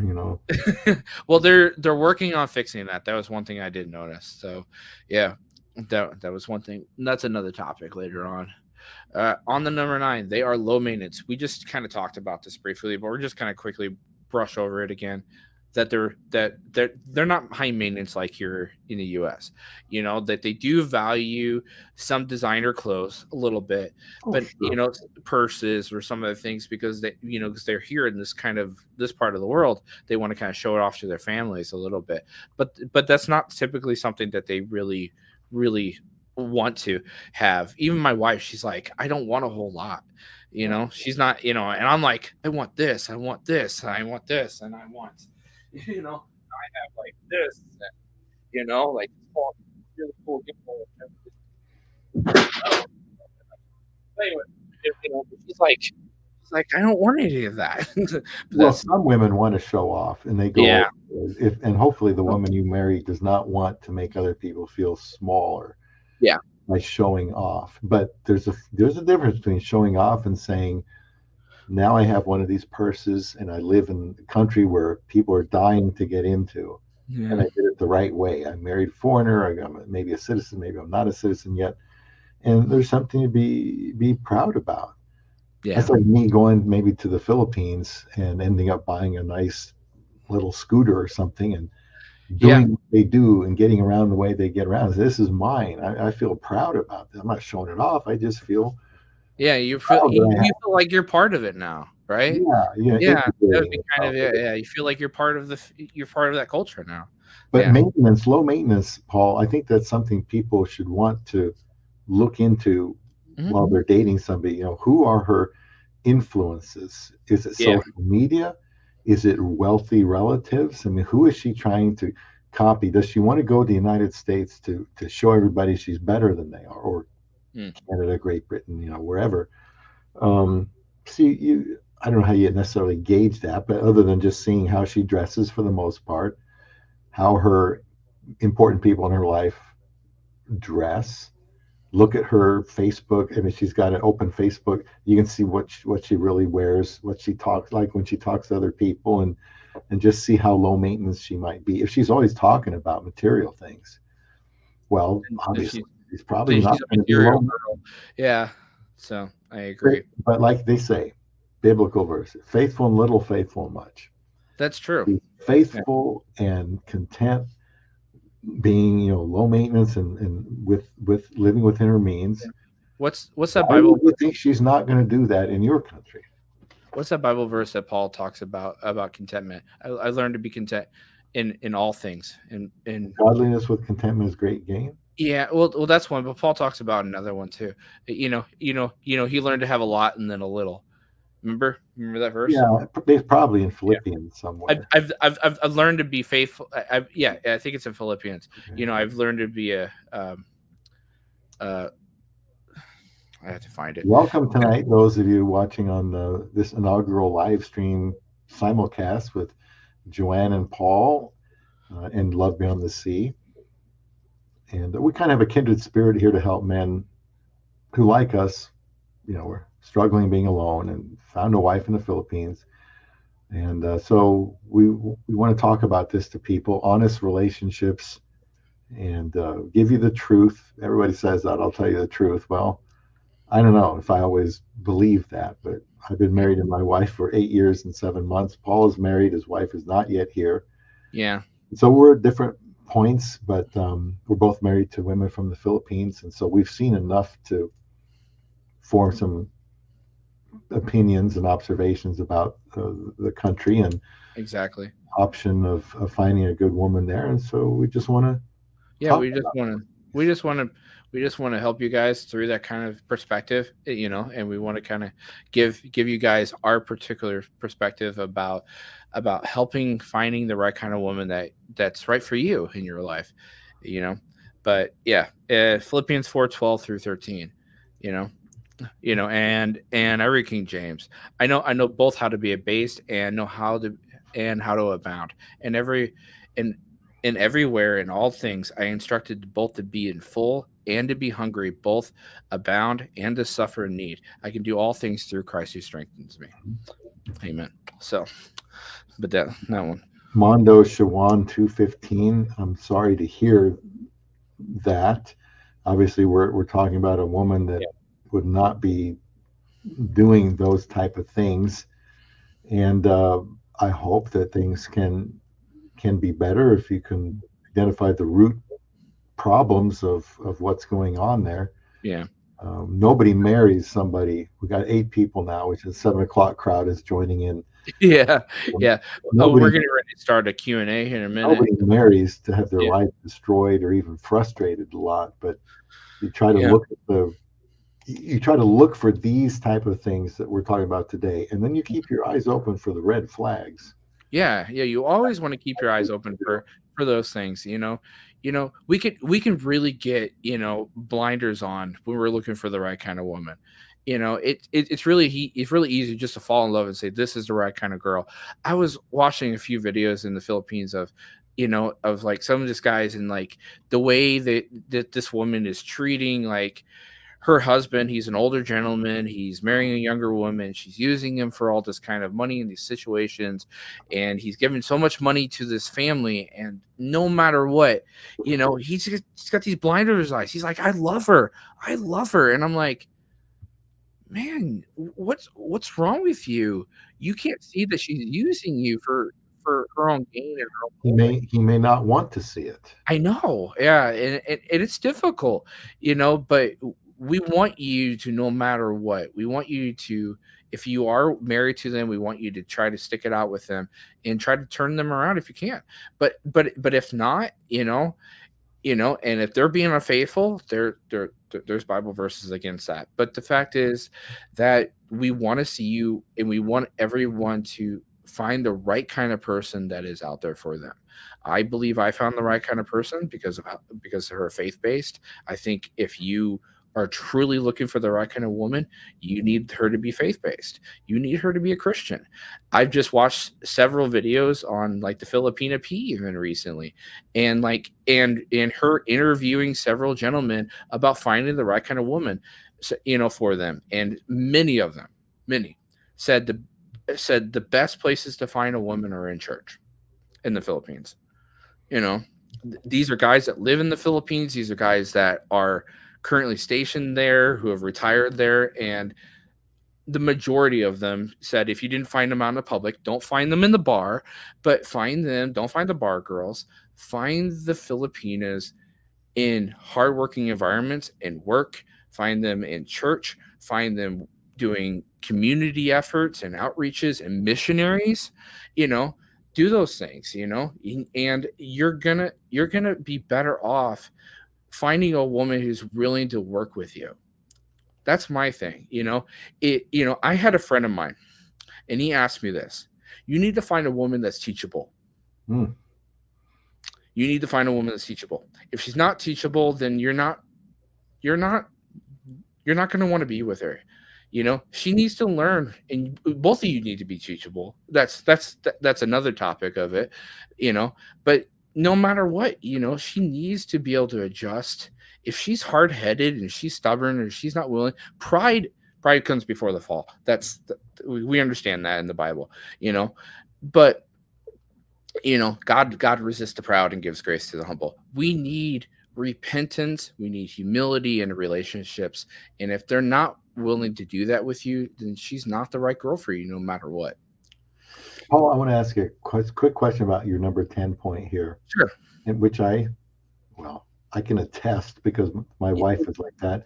Yeah. But what if, and some women are, because I talk to a lot of guys and they tell me about the background of their wife or their girlfriend, and they say that, well, they just can't find work. So how would one know Well, if she's hard work, yeah. or you look at it from not from an occupational? Yeah, and that was kind of my portions. Is not just they have hardworking parents and families and spouses, so family members and spouses. It was just kind of that thing. Is how do they work? It's not always occupational. It's how they're doing these things. I have a video of my wife. Like she does laundry by hand. Mm-hmm. And it was something I had to figure out. And she laughed at me when I tried to do it. But we're washing our laundry in the sink in our Airbnb, area and stuff. She's rubbing it across her knuckles. Mm. And I'm like, I don't even know how you do that. I'm used to a washer, but and I'm trying to do the same thing that she's trying to do. But I know that she's a hard worker. I know that my wife, she doesn't make a whole lot of money. I won't talk about how much she makes on live, but the fact is that, she works without my support. She strives to do these things. I know she works really hard at church. She works really hard to do her Bible studies, at church. She gets her stuff straight. That's how it is. I think for me, that's showing effort. I guess that would be a better way of putting it. I appreciate you saying that, because Yeah. originally we just think about, does she have a job? Marry someone who has a job, and that's wise advice. The thing is, though, some women, it's a bit harder to find that job. And other people told me you got to have a college degree just to work at. That is true. That is partially true. Yeah. Or something. Yeah. And my wife was asking me about the same thing when she finally comes over here, and I said that's not quite the case over here. You can kind of get a practical job, not a professional job. Some professional jobs, but more so like an industry job without a college degree here. Mm-hmm. Without one. So because she's a high school student, so. But we're just going to go over this. The willing to make effort, that was kind of like to support you. That was part of my thing here. So we're going to kind of move on our last talking point, and then we're going to go into a live Q&A. So they maintain a sunny disposition. That's not always true, but they can definitely, especially when they don't want to upset you, that they want to try to just avoid things and they want to try to make you happy regardless. They want to put every effort to see you happy, and it makes them happy. What do you think? Well, I think we talked about when she moves, take the Filipina out of the Philippines, mm-hmm. and that simple life, and then she's going to have more difficulties that she's going to encounter. That's whether true. It's weather, being away from home, being with a husband or strange people, or it's going people, through stress is kind of what you're saying, right? Dealing with daily, people speak English too fast for her to understand. There's things that bother her that you don't even comprehend because you're not going through the same thing over there. And so she's out of the Philippines, and now she's going to be maybe tested for one of the first times. True. In this brand new environment to maintain that disposition, and it's probably going to be challenged for a while. I'm sure if I went, or some happy-go-lucky guy goes to the Philippines to live, and it's like, how come it takes so long to get anything done? Why am I waiting here? I could just go to the doctor and I can't. You don't take appointments here. How am I supposed to see the doctor if you don't make an appointment? Well, the reason is the way you just go in there and wait. You just get in line. Here you just pick up the phone and make an appointment. Over there you get in line. Yeah, that's true. Things are more difficult. People tell me it takes forever to get something fixed. And Yeah, it's I've noticed a that a whole little. different mindset. So you can go here from being happy because you're generally happy, but then you go over there and everything is harder to do. And all of a sudden you're kind of grouchy. And so she could go from being happy from a simple life to a more complicated life in the West, more challenges, and end up, hopefully she still comes out of it with a good disposition, like you said. Yeah. But it might be tested a little bit. I agree. That was just something I noticed there. I haven't really think about it here. All right, we have concluded. And if for anyone, just please like and subscribe this thing, especially for the replay. I know we're kind of running a little long. For a little bit longer, we're going to do a live Q&A, and I'm going to click this here. So answer any questions and everything is. Me and Bob are available for your questions. So we're going to go to the comments, and we're going to see what we can come up with. So Warren says, good evening, guys. Good evening. Joanna's here to watch. My wife, she's here with us.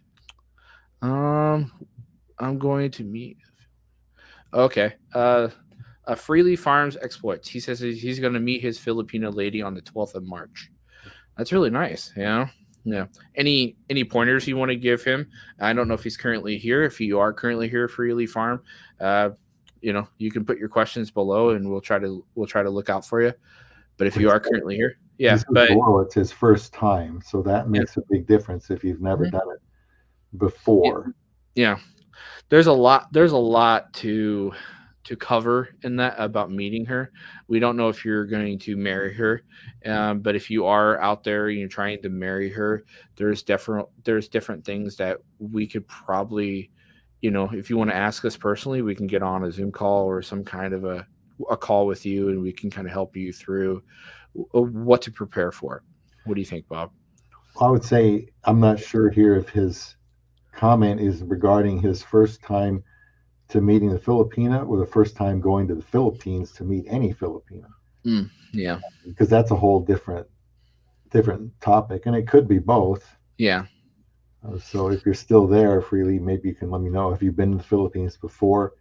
You want to make sure that you're sure that she's going to meet you there.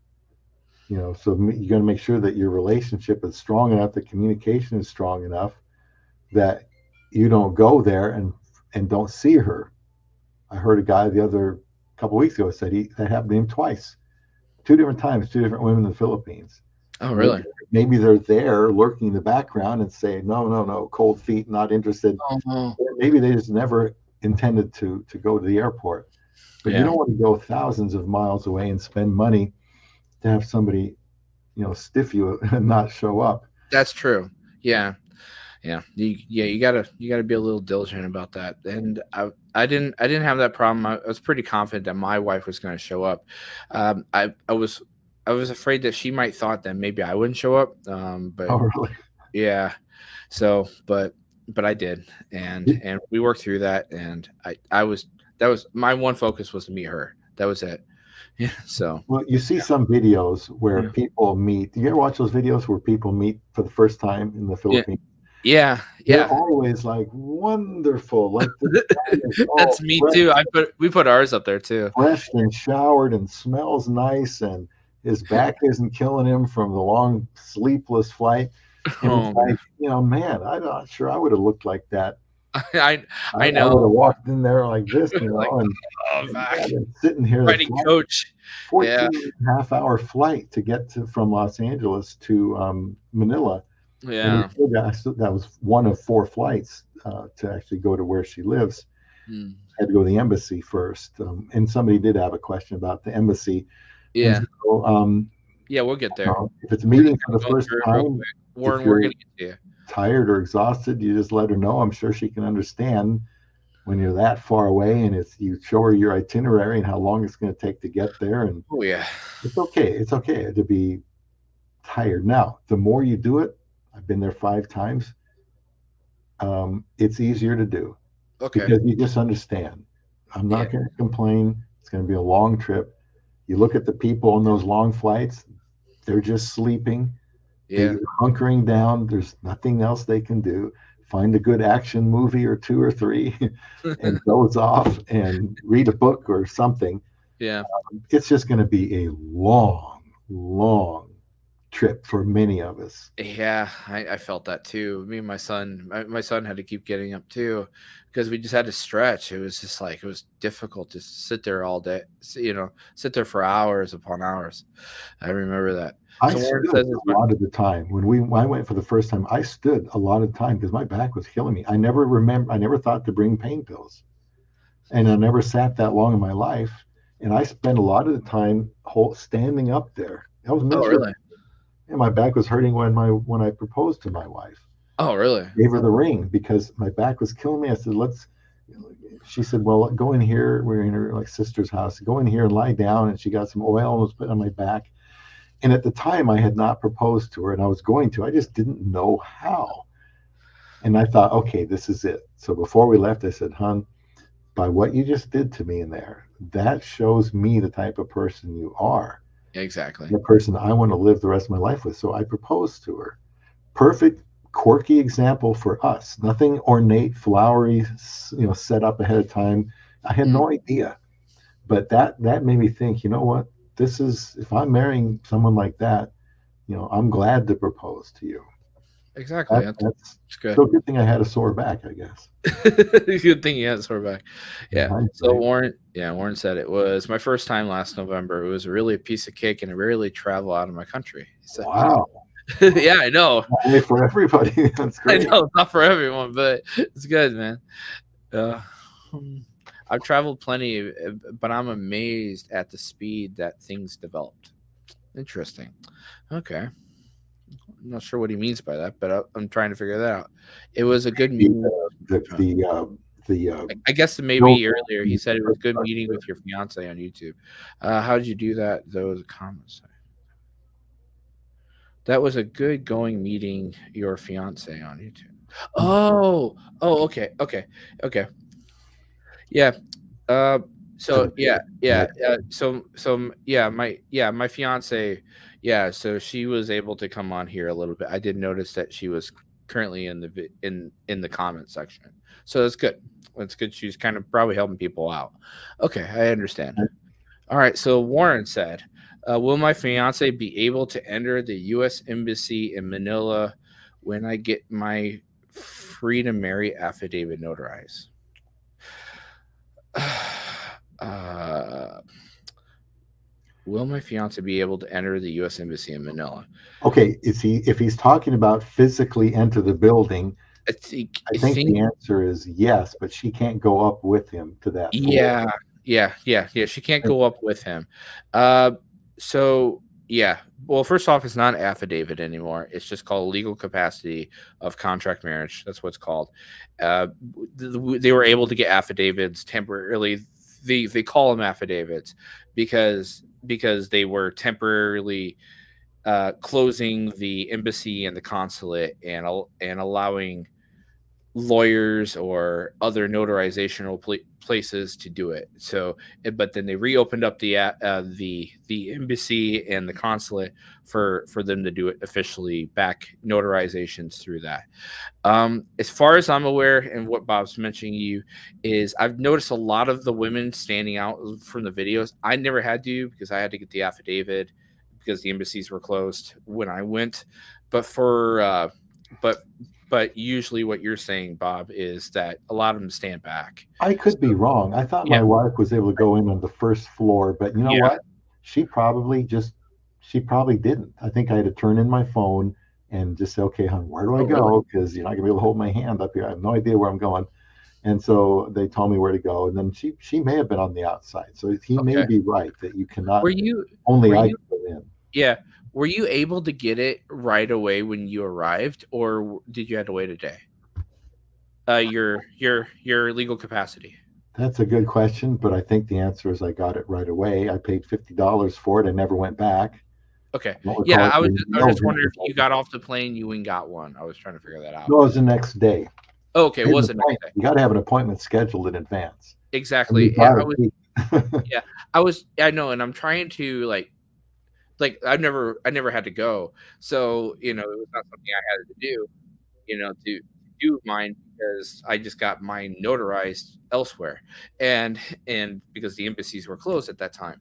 So they allowed everyone else to do it. And I thought it was a lot easier to do it elsewhere. So I was able to schedule and get one prior to showing up there. And but as of October 31st of 2023, you can no longer do that. So you have to go back to the embassy. And I Mhm. was trying to help people understand that, yeah, you have to go to the embassy, and I think you have to schedule an appointment no matter what. And I think it's probably best to go ahead and get like a hotel or Airbnb before you fly to your next destination or drive down to your next destination. You just go ahead and station in Manila somewhere. And I prefer, and I think Airbnbs are probably better off, because I think they're cheaper, they're more accommodating, you have better internet, you have better stuff around you, and you can get one pretty close. So and they're not extreme for cleaning fees like in the US. So I want to say I stayed in something called the Bayview Inn okay, Hotel or something. It was right across the street, as were other that's places. good.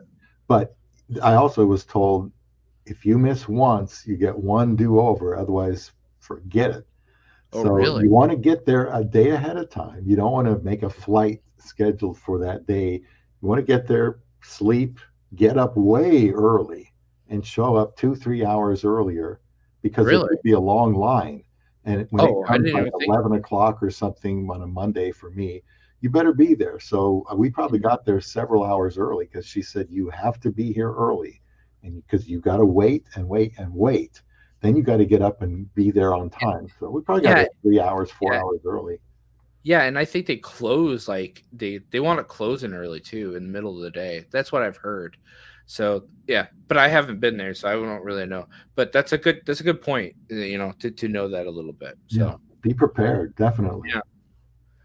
yeah, we are video calling. Oh, okay, that's good. Okay, I guess he's talking to my wife about that situation. My girl is Catholic, and I drift from Christianity to Buddhism to Taoism, in no particular order. Freely, we get along like two peas in a pod. Well, okay, well that's perfectly fine. I mean, if you want to do that, but there's certain attributes, and this is something that I think, even if you're swaying around, you're trying to feel out your spirituality. You're not standing on one ground. That's just how I feel, Warren. And I think the Bible has a lot to say about that we need a firm foundation, and Jesus Christ is our cornerstone. That's how it works. you know Bob, do you have anything to say about that? Because I think so. I think, yeah, there's a difference between religion and spirituality, and I think a lot of us, we really overlook that. And I think if you're flowing around, and if your wife is flowing around with you, I mean, it could work, it could not work, it can get you in trouble for it you know I think I'll throw in this because I mean it's a controversial thing. I don't usually talk Sure. about myself on the channel, but since you started it and it's all your fault, um, if anybody's upset, I would just say that that could be a match not exactly made in heaven. Um, Sure. because if you're really truly devoted to Catholic doctrine and dogma, and then there's something else that's totally different, and they're really committed to the other, I don't see how they're going to meet anywhere in the Yeah. middle. I mean, I just Yeah. don't. I don't know how that would work. But in your case, you're saying it's working, um, and More power maybe to you you. haven't really delved into what makes her Catholic and what makes you something else. But it would work, better, I would say, if they were Yeah. if they were the same. I'll yeah, I'll put it this way. Let's just say she wanted to go to Catholic mass all the time. Let's just say she's Catholic and she wanted to do a Catholic mass all the time. She wants you to raise her kids Catholic. She wants you to do that. And then you suddenly just choose one day out of the ordinary where you don't want to do that now. And I've seen this. I've seen this in church. I go to church, and I've seen many partners, they go to different churches. And she married a Catholic, and he no longer goes. He doesn't even go to Catholic mass, and she goes to my Baptist church, and she can't even maybe sometimes force him to go to church. And that seems like this the biggest issue. It seems like she's kind of picking at him to always come with her. And it doesn't seem to work really well. And they're arguing, they're debating. She's submitting to the fact that he's doing this, but that's kind of how it is. And is that really what you want to do? I mean, I don't think that's a good quality to have. I don't think there's a good energy to have in your relationship, you know. But you could be sitting home drinking in your underwear while your wife goes to church. I mean, more power to you, but that's not something I agree with. I think if you really are devout to making things and effort work, you're going to participate with her with everything you do. Paul and I are both kind of cut from the same cloth, and that is, we want to follow God's word, the Bible, for our relationships, our marriage, and so when you hear these occasional references, that's where it's coming up.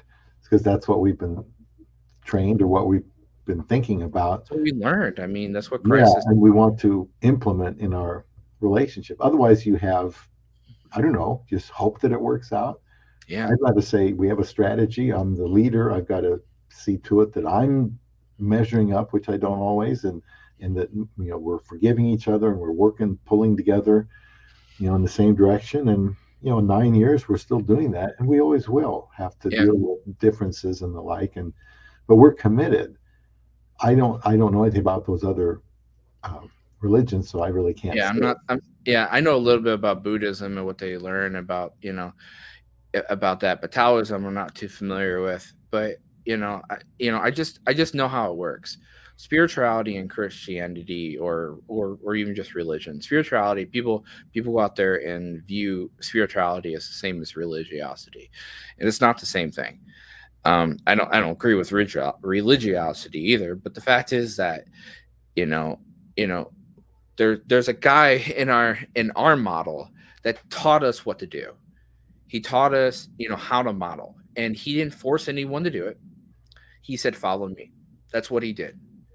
And you're going to a country that guy in mind that told him and modeled all over that country with multiple different missionaries all over that country. People still go to that country all the time. I have a friend that's in that country right now in the Philippines through Luzon preaching Christ. And and if you knew the amount of Catholic that's in that country and the amount of practices they do in Catholic, they whip their own back, in that country. They do things that to outwardly Christ wouldn't really want you to do, but they in some of these retrospect countries, they think that they need to model Christ in that perspective. They need to personally whip their own back, like how Christ got whipped on his back. I don't agree with those things, but the fact is that you're going to a really religious country, and you might have met her and you might have gone along with her. But what is your view going to be of her in the future when she's going to want you to do things for the family? And that's where it really leads, is like God, our Christian God, our our holy God teaches us and models that we are a union. We are this model. We need to be there for our family no matter what. And we need to be the ministers. We need to be the men in our family that we're supposed to be no matter what. And Warren, I'm sorry, we want to see you saved. I want to see you saved regardless out of that. And I know that you think you're going to drift back and forth in this world. You have to plant your feet somewhere in this world, regardless against Christ or for Christ, and you can dumb your way around. I used to do that when I wasn't a Christian, and I thought I was getting nowhere in my life. Now I found out I was getting nowhere in my life, and now I'm nearly 40 in my life, and I'm still not as close as I wanted to be when I was hoping to be at this when I was younger. I'm trying to do this YouTube thing now. It's only because of Christ that I was able to do this. That's how I feel. You know, Christ has taught me more than I can ever teach myself, and I hope He can teach you that too. So we're gonna move on. So, I all do right, agree with his next point there. You yeah, can't have one without the other. I mean, yeah, you can, but yeah. the Bible says, whoever finds a good woman finds a good Life thing, finds it's a good thing. Yeah, obtains favor of yeah, the Lord. So, yeah, you want to find a good woman, no perfect women. I know yeah. I've seen men with long lists of requirements, just like women are known to do. I've also seen some godly woman. I don't know if it was Elizabeth Elliot or somebody else. She said, when you Mhm. make your list of all the things you're looking for in a husband, tear it up and throw it away. That's good. You're just going to have to do the best you can when you meet somebody. I'm Yeah, never going to tell my wife, "Hon, You're not matching up to my expectations." I can say, "Hon, I feel this way. I feel that way," but I'm at the same time, like I said, I'm 100% committed to her. We have to work it out, even if I have to suffer for a while through something like, uh, you know, the shift changes she's had that have been really tough on me. Well, somebody's got to do it. yeah, I'm not going to ask her to suffer for me. I don't think that's right. I should be the one doing those things for her. At least, that's the way I feel about it. But yeah, marriage is, to Paul and I, a picture of Christ in the church. Christ is the one who serves his bride. He is a servant leader. He also gave up his life for her. My wife isn't expected to do that for me. no, She is to be my helper, and to submit to me. Which you flip the coin, and that means I need to be the leader she wants to submit to. She needs to know that when I say something, it's for her good. I'm not saying it to lord it over her. yeah. I'm saying it And because many I'm and many in the West have that's the for faulty you or view for of what us. that is. Yeah, yeah. We should never lord over it. I used to work at a Taco Bell, and I felt the energy of some of these women, and I felt some of these energy of some of the other women's when I went to Walmart and stuff. But particularly at this Taco Bell is like this one woman, she was ordering food, and I noticed in like the side of my eye, like her husband is like in the car sitting there and like eyeing her, and she's scared to hand me the money. I'm working the cash register, and she's like in a hurry trying to do it, Oh, and it's just it's a real bad situation. That's not what we need to be. But I wound up watching her get in the car with the food at this Taco Bell, and out of sight of my eye and everything, and I watched him like yelling at her, mm, mistreating her, verbally, not abusive. I didn't see any being abusive, but verbally abusing her. And and I've felt that, I've seen that, I've had comments, and I've had people around me that had those kind of attitudes. And then we also go through, when you marry your woman, when you finally bring her to the US, she's got to do an NFO, right? Right? what's You that said called? what that one class, the NFO, or what is it called? Oh, I forgot the what it's called. Conference for Filipinos Overseas, CFO. CFO. CFO. So yeah, they have to do a CFO class. And Bob will tell you, I've never had experience, but literally she's going to prepare herself for abuse. And If it happens, yeah, yeah, because it can happen. because it You does happen. you know that she's going to go to a new country, and the CFO class is going to prepare her and speak to her about what to do in case this happens with you and your husband. Yeah, Yeah, and it's what help you can get. yeah, yeah, and this is just not something that we want to face. But No. we talk about compatibility, and people will say, well, men are from, what do they say, You men are can, from Mars, women are from Venus. You can't get along with them. Yet, yeah, yet yeah, they that's are true. to be compatible to each other Yeah. because God made them different. Just What? because they have a different mindset and different needs, Yeah. temperaments, body, and so on, does not mean that that is not who we are supposed to be with. Certainly, you could say, well, Mhm. I relate more to man. Why can't men marry men and women marry women? That's my turn to be controversial. uh, Yeah. because Go, go. you're not fit for each other. A Yeah, you're man just not. is fit for a woman, regardless of their observable differences in temperament and everything else. That is by God's design that they are Yeah. different. Now, if it's driving us crazy, they're either not the right person for us, Yeah. or our expectations are unrealistic. I've been around a lot of homosexuals in my life, and I've had some friends, and I've done some things in my past that I'm not proud of, that I'm not going to openly talk in public about. But the fact is that I've seen homosexuals and their relationships. I've seen them firsthand, and I will tell you that they destroy their relationships. But that's just how it works. They openly have open relationships on multiple cases, Uh, and yeah, they do. They have open relationships on multiple cases. They have threesomes, and it's not something that I'm proud of watching or like listening to. Not really watching, but I'm not proud of listening of it, you know. But I've seen it. I've seen it firsthand. I know what they do, and I know how it works, you know, firsthand. it can't And, work. And now no, it doesn't work. you see Men same and women relationships, like you said, Bob, they complement each other, no right. matter what. You know, because we are two opposite ends of the spectrum, and God fits us in that perspective, in Same that sex way. couples get divorced too, or end up killing each other. I mean, so They do do more than that. heterosexual couples. But my point is, despite the differences, those differences are there for a reason, This for is our benefit. motion mode. So Huh?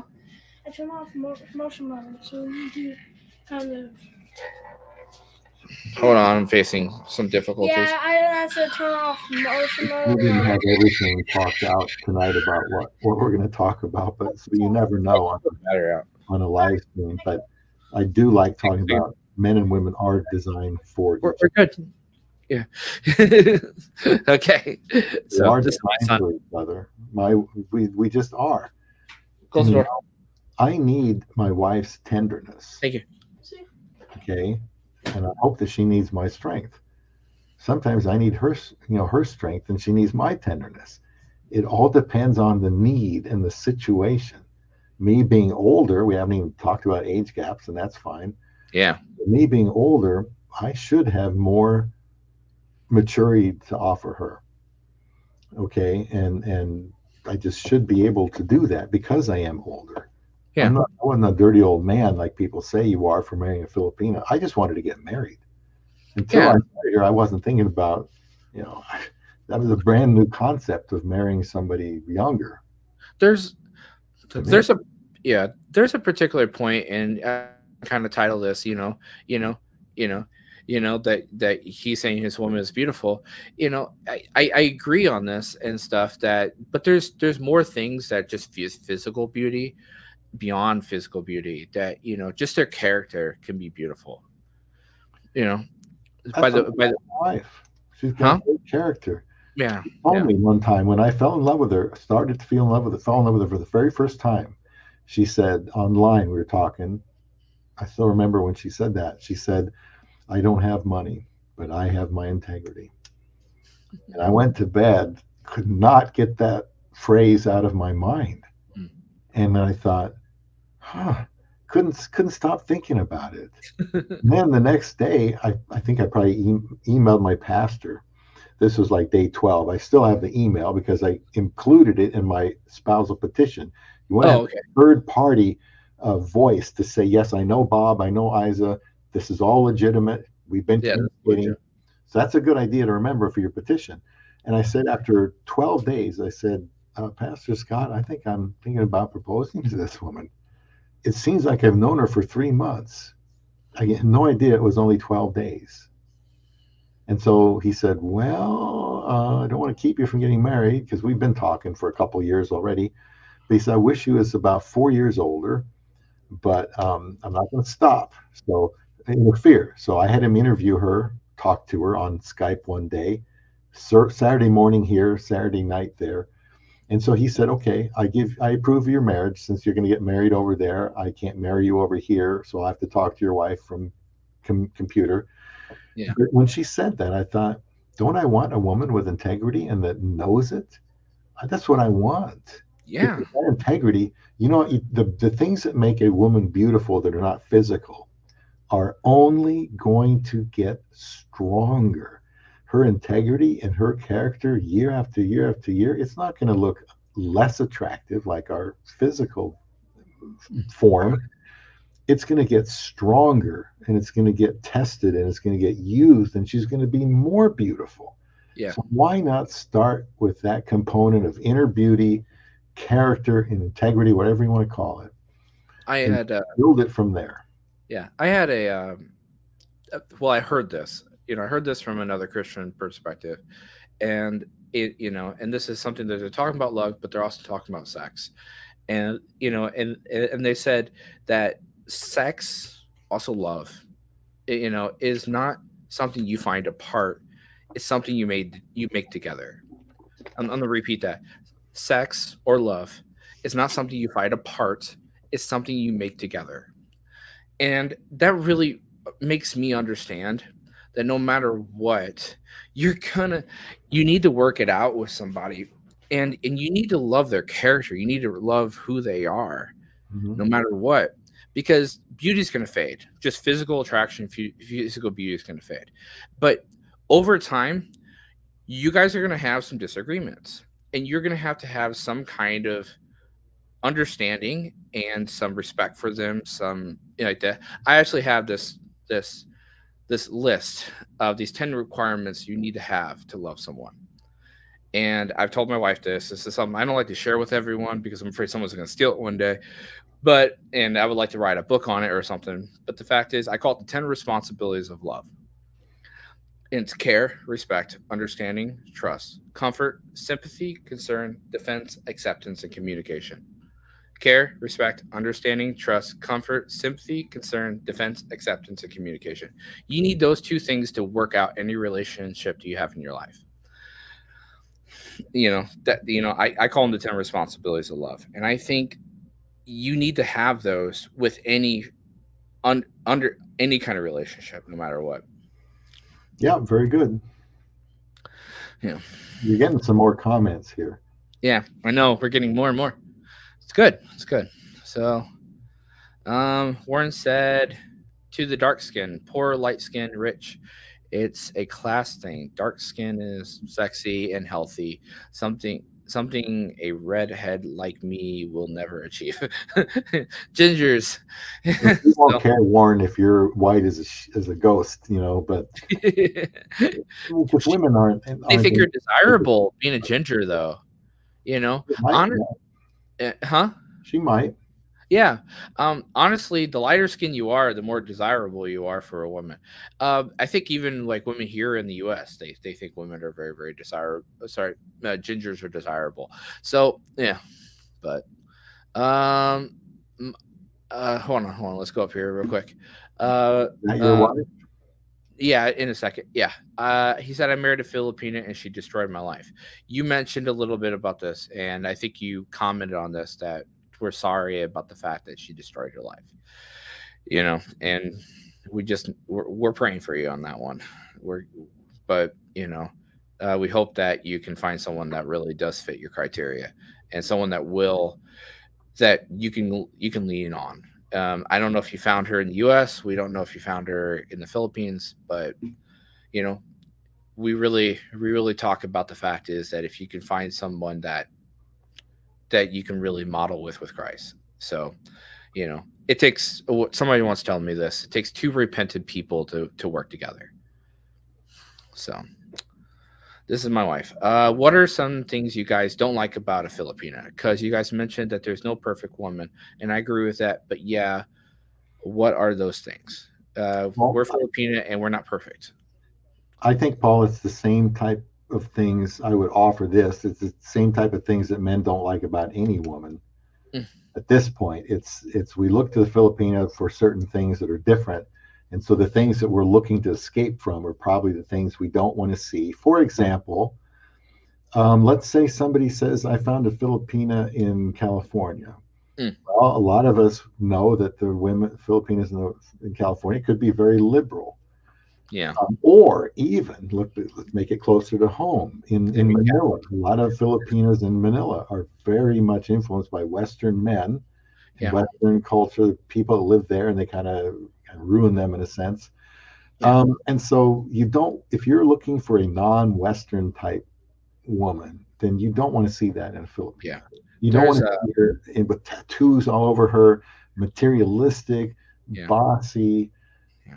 swearing, drinking, whatever, wanting to be a Drinking Red masculine. Horse or anything. Yeah. Going to Oh, bars, boy. mistreating their parents and stuff, Oh yeah, acting. yeah, yeah. Yeah, you don't want to find that kind of situation.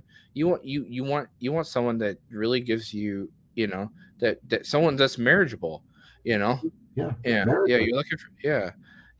When what did you say? Marriage minded in one of your videos. marriage We minded, That's what sure, we're looking for, you know. You but know? not those women that say, "Would you like to marry me?" Oh, sure, yeah. Like it's too Yeah, casual. sure. Yeah. Marriage is like becoming saved. You have to count the cost first Yeah. because it's I for life. Yeah, yeah, It that should is. be, unless they cheat on you, and then Especially in the Philippines, it's for life. So, but for that's now, yeah. yeah, yeah, I would say whatever you're looking to the Philippines to get away from, those would be traits that you don't want to see. yeah. You don't want to go to Angel So, City and find yourself a wife. I'm sorry. So just well, some make that mistake, but I know, but no, no, that's not the seeds. Geographically, you could look in certain places and find better Filipinas than others. Some say the provincial girls, maybe, maybe not. Again, there's no; these are generalities. But if you find a woman that's in the provincial area now, that's probably a good sign. If she used to be and now is in Manila, she's probably going to keep yeah, her old yeah, school family values. yeah. If she was raised in a more Western place, she probably doesn't have those values. Exactly. Yeah. Yeah. She lost a lot of traditional values. I guess that's what we want to say. I don't really like to use that word traditional values. I think moral and ethics. That's why I think. Yeah. So, but it's overused a traditional values, but she's lost a lot of those traditional Filipino values that we're hoping to find in the East. So in a Filipina. Now this But next one here, Paul, we could talk for an hour, but Chris just or just to let you know, I told my oh wife, since we've had a blizzard today, and she already scooped once with the snowblower, that we need to do it again. And then we may go somewhere and visit some friends for a while once the streets get better, because it's nasty. It was nasty out there today. But this guy brings up a comment that is for a whole video topic. But why what don't is you it? see what you think about that? Which one? This one here that's highlighted, at least on Oh my, I yeah. highlighted it or you highlighted it, but it's highlighted. It is the one that God will decide. Are you Yeah. talking about that one? Okay. God will decide the right one for you. And if you find yourself alone, it is what God wants you so that you will get to know him instead of having sexy time. Sure. Yeah. So there is a particular so for me, uh previously before I went to the Philippines, I thought that God wanted me to be alone. I did. Single. I Yeah, yeah. He wanted me to go through a season of singleness, I guess we could say. But there's a difference between being alone and solitude. That's a difference, and that's something I really learned. I even talked to my pastor about it, and I thought I was going to go through a season of singleness, and I think a season of singleness is good for us, regardless. I think that there should be a particular point that you should need to understand yourself before you try to understand someone else. Before you get with someone else, you need to know your quirks. You need to understand what you're willing to look for in a female. You need to understand what you're willing to do for someone else, how far you're willing to achieve your own personal goals, and how far they're going to help you with those goals. You need to find someone who's traveling with you in the same direction. I think I've yeah that has the same goals as you are, or at least are willing to follow you in step with those goals that you're having in your life. Filipinas, one good quality about them is they don't think about the future as much, so they're kind of open minded to what goals you might have, and I think that's a good quality for them to have compared to someone here in the West who might have their own set of goals and you might conflict with each other. but but you should go through a season of singleness in your life. I agree with that. But more so, you need to understand the differences between, are you feeling alone or are you feeling in solitude? Because Paul talks about it in the Bible that for his benefit, he was willing to be single. You know, he didn't have to worry about needing sex in his life. Paul was okay being single. And he says, I pray that you can be single like me because you can do more for God doing that. And but if you are struggling with porn, if you're struggling with sexual indulgences, Paul commands us to get married. He says it's better to marry than to burn. And I guess some translation says burn with passion. Right. But the fact is that the fact of what it means is you need to marry. If you have these desires, you need to get married. There are some people that walk through life without being, without having desires. I've met some people who don't have desires to have sex, who and they put their whole life into their career. You know, I think they need to do it for a ministry, but they put their whole life into a career. They live that mindset. They don't need it. But you need to, I guess you need to be okay with yourself before you get with someone else. But you also need to understand where your head's at. Are you really thinking about doing this? Are you continuously having sexy time thoughts in your head? I guess that's how it is. And if you are, you need to get married. You need to find someone for you. Well, you're echoing the same things I've been saying, Paul. What I don't understand here is if they're pointing out if this is a temporary situation or it's a lifetime situation. We don't really know. Everybody say if you're 40 and single, God didn't mean for you to get married. Well, that's not true. I mean, why are you single? Are you too picky? That's true. Or is God disciplining you somehow? Is it just a season? I was alone for 30 years. That's quite a season. Yeah. Every reason to say, I give up, but also every reason to say, God, you're not paying any attention to me. God, you're still punishing me for sins of the past. Has to be the reason why I'm going into now 30 years of being alone. Why don't I just end my life? It can get really tough. But the thing is, I hadn't considered the Philippines and look in another country to get married. And I'm glad I did, back in 2015. So if I can't argue that if you're alone for a season, that God wants you to learn some things, but there are some people that seem to think if you're alone, that's an indication you're meant to be alone. That I do not agree with, because those people don't know anything about you. They just don't know, because there are a lot of people that just can't find anybody. What are they supposed to do? Marry the wrong person for the sake of getting married? Of course not. But you're right. This comes down to, can you live without sex? Good for man not to touch a woman, nevertheless to avoid fornication. Let every man have his own wife. Let every woman have her own husband.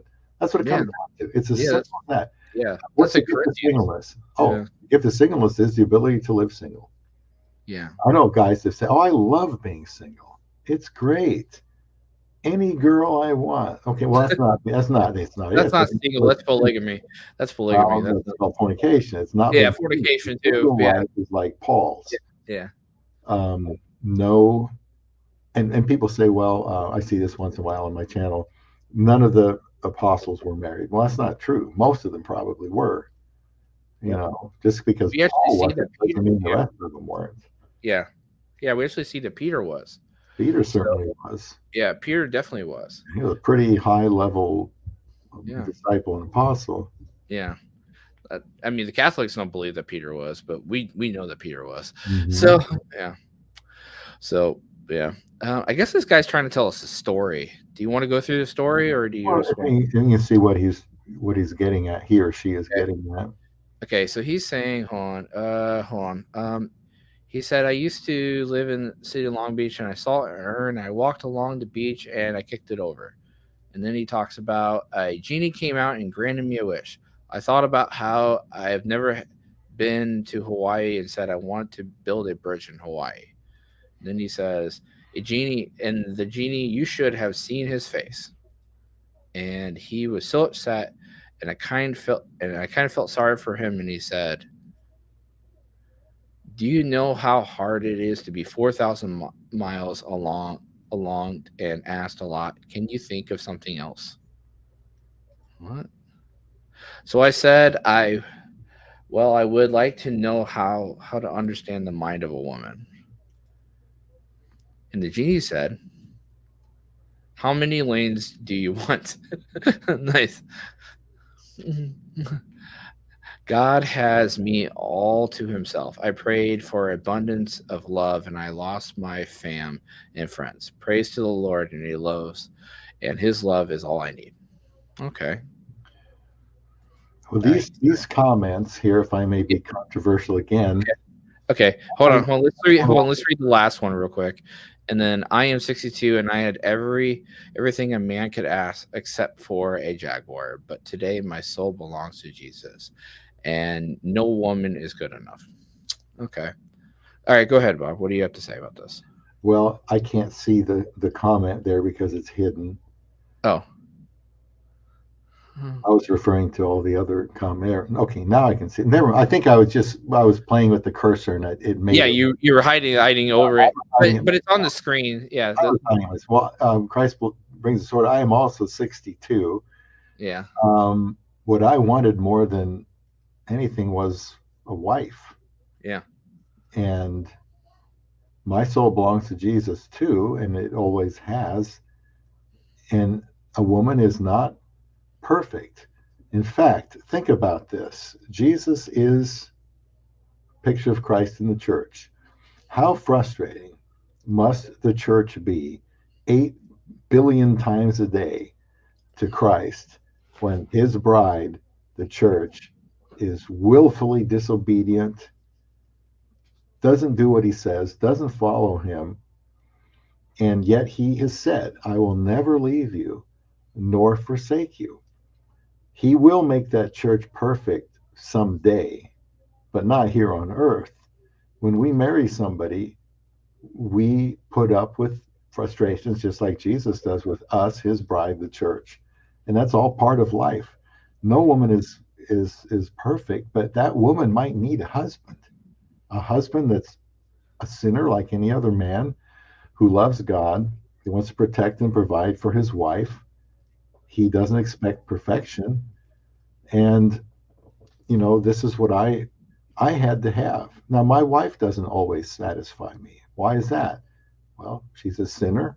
I don't always satisfy my wife because I'm a sinner. We learn and we grow. We learn to forgive and we learn to tolerate each other and learn about each other. But it's not about finding a woman that's good enough. I wanted somebody to love. I didn't care if she was dirt poor. I didn't even care necessarily if she was healthy. In other words, if she was, I don't know, paralyzed in part of her body or half blind. Those things were not important to me. I wanted someone to love that was imperfect because I could bless her that way and she needed me. And I can show God's love to this imperfect person through the grace of God, doing everything I can to help her because I could be a blessing to her in her life. And I knew she would be for me because, like we started out 2 hours ago, I was looking for companionship, touch, sex. Those are three incredibly, to me, priceless things. Even it says, who can find a virtuous woman? For her price is what? Far above rubies. yeah. It's you can't put a value on a good woman, and a virtuous or excellent woman is still going to be a woman in need of confession and repentance, forgiveness. And so that's all that's out there. I just want to be the most special husband I can be. And I'm sure Paul feels the same way. If I died tomorrow, I want my wife to know he gave it his best. And I don't think I could have found anybody better. That's a tall order, but that's the way I think. I want to excel because when I got married, that didn't end anything. It ended the years of singleness, but it just began my marriage. So I'm very hungry until the day I die to be as good as I can.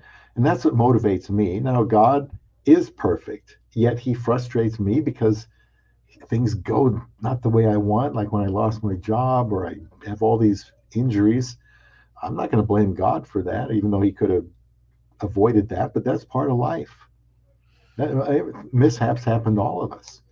So I'm a little bit confused. No, I'm not being critical. I'm just saying that marriage is not to be finding that perfect person. It's to reflect Christ's love to his church, a sinful bride.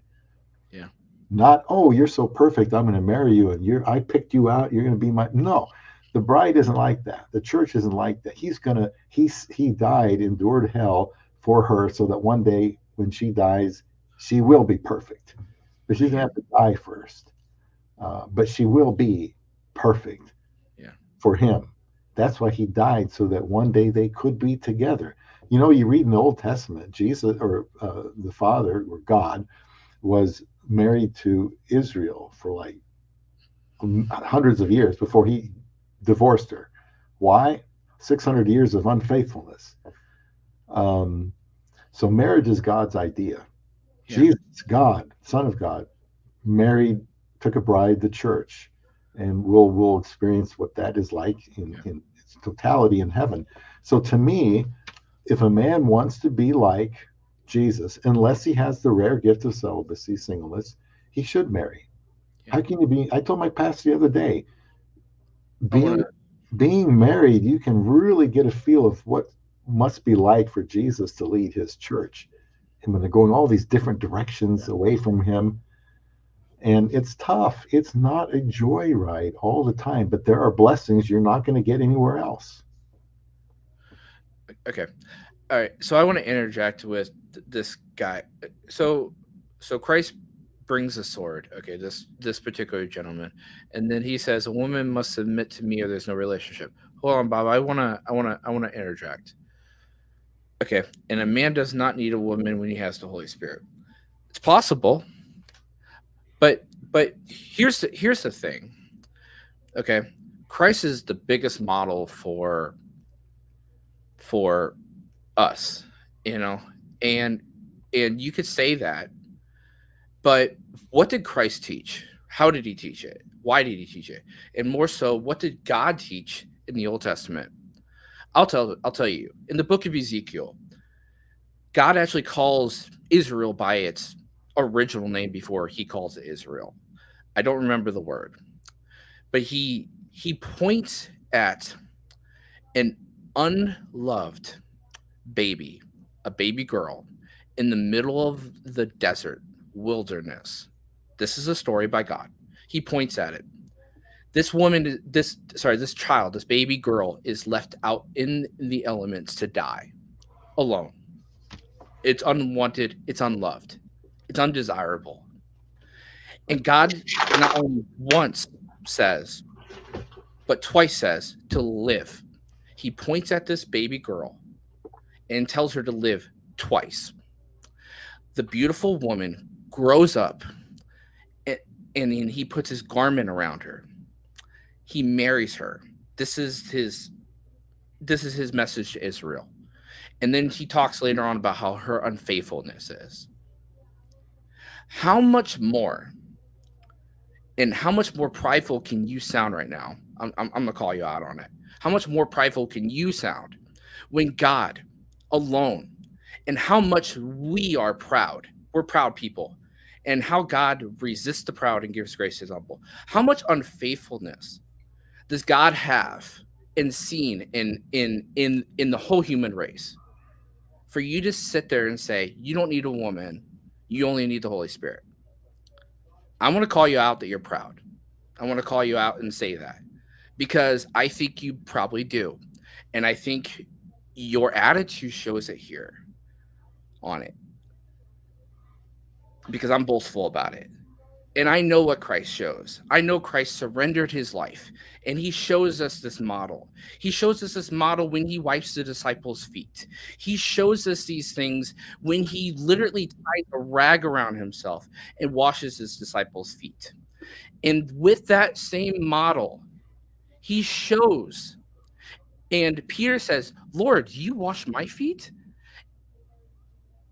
And Christ says, unless I wash your feet, you don't belong to me. And then Christ literally, it's not even about washing the feet, it's about the towel.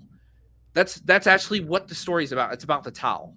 And if you actually, he wraps his towel around him. Christ is tying this dirty towel to him. Was clean, now is dirty. And Christ lays down the towel like he's laying down his life.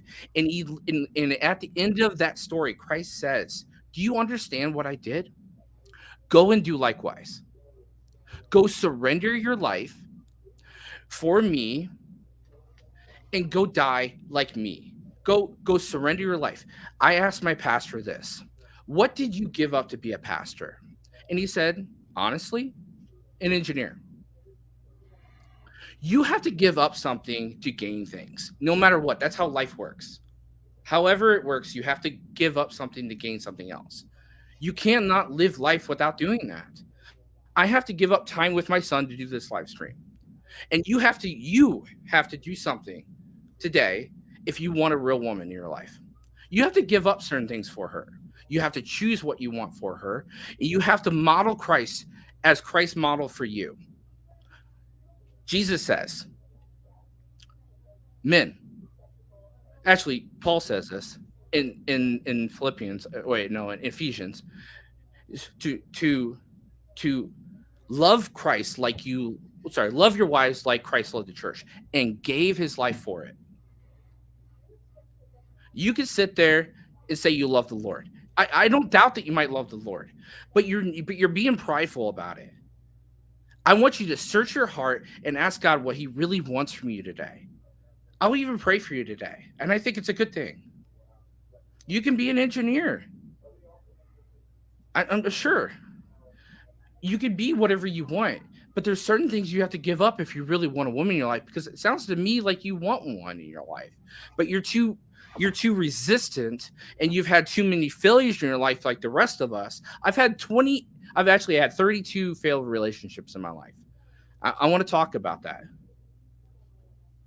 How many times have I praised the Lord today? It doesn't matter how many times you praise the Lord, but I can tell you how many times. It doesn't matter about that. You can praise the Lord for anything you want. But I'm going to tell you, man, that you're being proud coming on here talking about how you don't need a woman.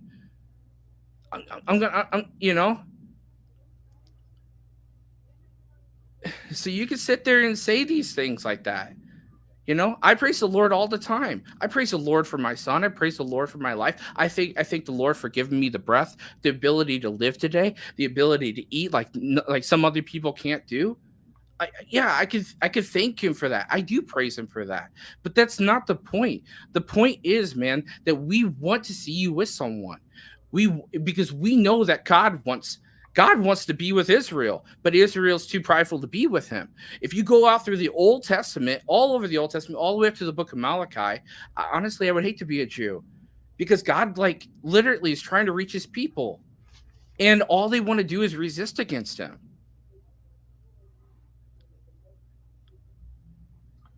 How much are you resisting God today? I don't care how much you might praise him. You can give praise to God and still resist what he wants for your life. I've done it.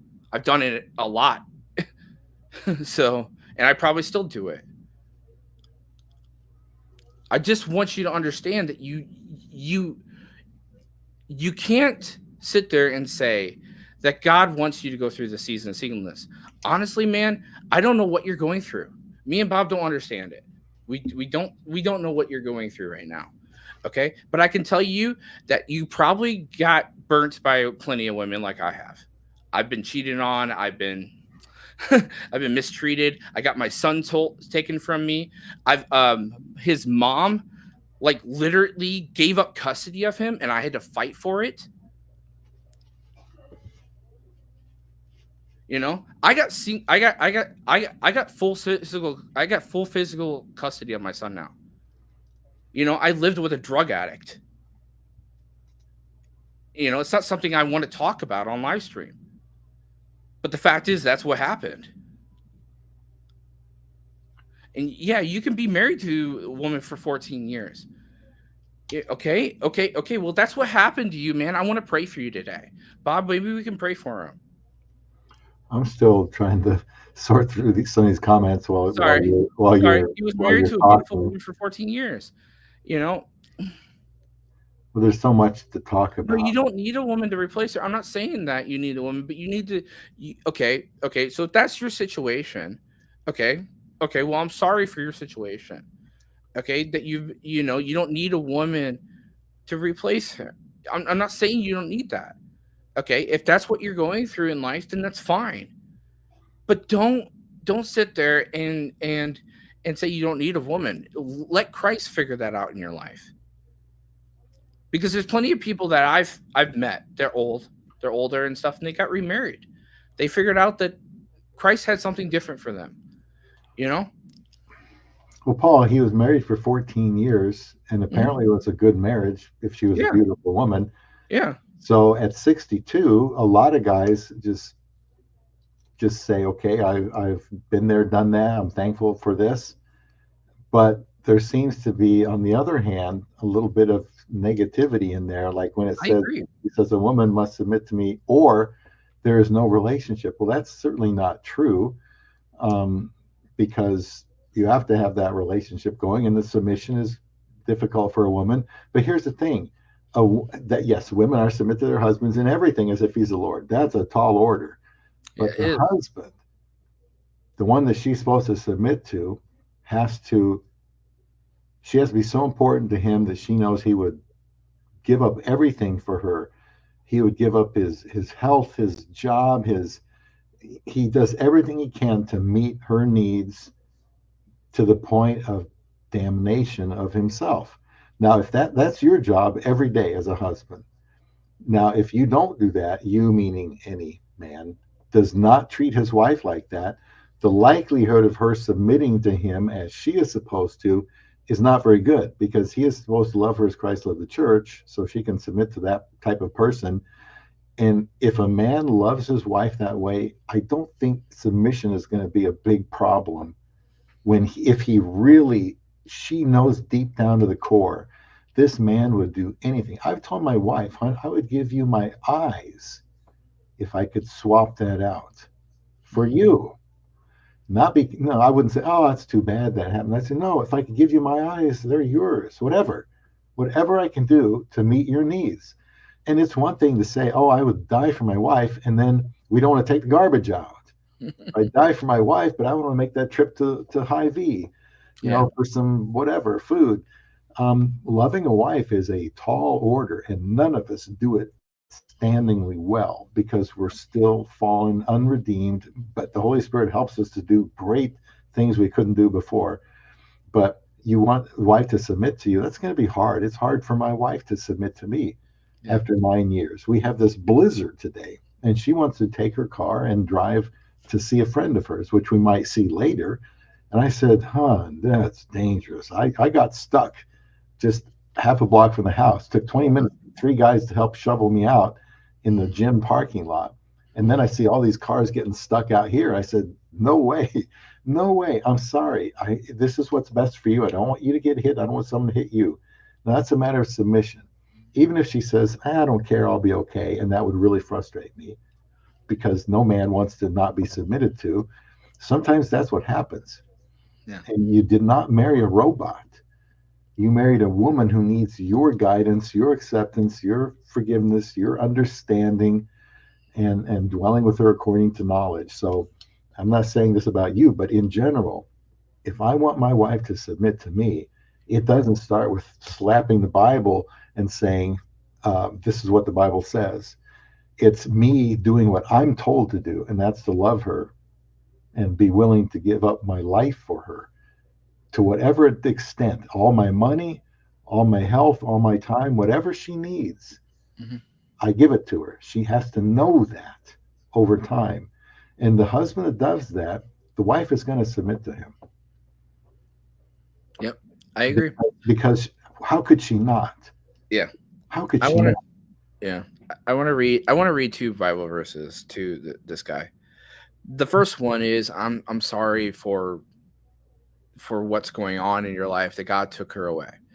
Okay. honestly, a we live in a world that's not God's standard. We live in a broken, fallen world.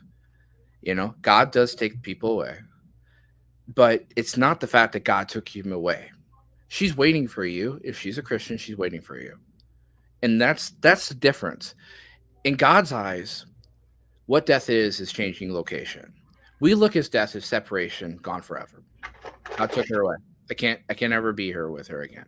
But I want to tell you that I want to read this Bible verse with you. Actually, I want to read two of them. I want to read Acts 17:26 and 27. And hath made one blood of all nations of men to dwell on the face of the earth, and is determined before times appointed the bounds of their habitation, that they should seek the Lord, if happily that they might find him, feel after him. That's what I read because I read King James. And find him, though he be not far from them anyway. God's not far from any of us. God set in place, and this is Stephen saying this, but the fact is that God's not far from any of us, regardless of our predicament in life. He sets the bounds, he sets everything in tall order. Now for your next question, the next thing is, a woman's like a vacuum cleaner in your attention when the Lord wants your time. I disagree, because Paul talks about this in 1 Corinthians 7:33. I would that you would be carefulness, being unmarried, being careful, okay, if you're unmarried, that the things that belong to the Lord, that he may please the Lord. But he that is married cares for the things of careth, whether rather that he cares for the things, how instead of caring for the things of the world, that he may please his wife. This is Paul. This is the Apostle Paul speaking. The fact is, that he's speaking. The fact is, if you're unmarried, you care about the Lord. But if you were married, you are ministering to your wife. And that's better for God, that you two are working in unison, because God's design is for unity. Jesus Christ models this. He models this because the Father gives his Son a wife, the church. That's how it works. I've never been more happy than I am now and alone and desire anything more than to praise the Lord. That's good. I'm not saying that. But don't put it on everyone else who might want that. And man, if you want to go through the season of singleness and you're doing more for God and you don't have any sexual desires, because that's what's modeled. If you have sexual desires, that you're burning with desires and you're living that unrepented life, then that God says he wants you married. That's how it works. Paul, his comment here, a woman is like a vacuum cleaner on your Yeah. attention with the Lord once your time. I mean, Paul being the apostle, would agree that these being having a wife and children are a big drain of time, but it also assumes that is the right thing to do. If you're married and God blesses you, happy is a man that hath his quiver, arrow case full of them, which is like 9 arrows, then God understands what a drain of your time. God is responsible for that drain of time. Your children and your wife, he understands that. That's what you are. That's what a man who has a wife and children on top of that, that's supposed to be that way. Yeah. It's supposed to be that way. It's not a bad thing. It is a God thing, because God invented the family. The political, realm doesn't think family is important, but God does. He invented it. And yes, you're right. A woman can take up time. And I've been married for 9 years. My wife is working in school, and I don't always spend the time with her I want to. But that's part of God's will for my life. God gave me a woman who is, we talk about hardworking. She's very hardworking. She's bright. We need people like her working here. I mean, she's an amazing woman. She'll drive people home and to work that don't have any other way to get there. And she's the supervisor. They don't even have to ask her. She just cares about them. She's special. And God gave her to me, and I want to help her advance in any way I can, spiritually, mentally, emotionally, physically. And sometimes it is not just, I've never looked at her as draining my time. Sometimes I wish I had more of her, but I'm not going to think about marrying somebody else because God gave me her. And if any children we had, look, that's not a negative. That's a total positive. It If is. you have children, you have a wife, that is a positive. And so I don't quite understand Children are a gift from the where the Lord. Find a wife, that's a disappointment good is. thing. Yeah. Right, Psalm 139. It seems, and I'm not being critical, I'm just trying to make an observation. It seems like Yeah. you're a little bit negative about something. And Yeah. a woman won't submit to you and have no chance. Well, women don't naturally. Do you Women always in the submit? West Do you don't always submit to the typically do government? No. Do you always submit to your employer? No. it. Yeah. Are they supposed to throw you out in the street? No. Yeah. That's No. life. No. Yeah. We live in a fallen, broken world, and it's not easy for us. And even on this last comment that you said, you're my junior and you don't know what I know. Well, maybe I don't know what you know, but I'll tell you what Solomon knows. I'll tell you what Christ knows. I'll tell you what the Bible says. You know, you could sit there and say that there's a difference between wisdom and knowledge. Hmm. Wisdom is knowledge learned. Hmm. You know, and oh, sorry, knowledge implied. That's what it is. Wisdom is knowledge implied. And me and Bob here, we're teaching you knowledge implied. We're teaching you good biblical sound wisdom. We're reading the Bible. We're giving you the Bible verses. We're telling you what Christ says. You know, on this is not me talking. This is Christ through me talking. This is what the Bible implies.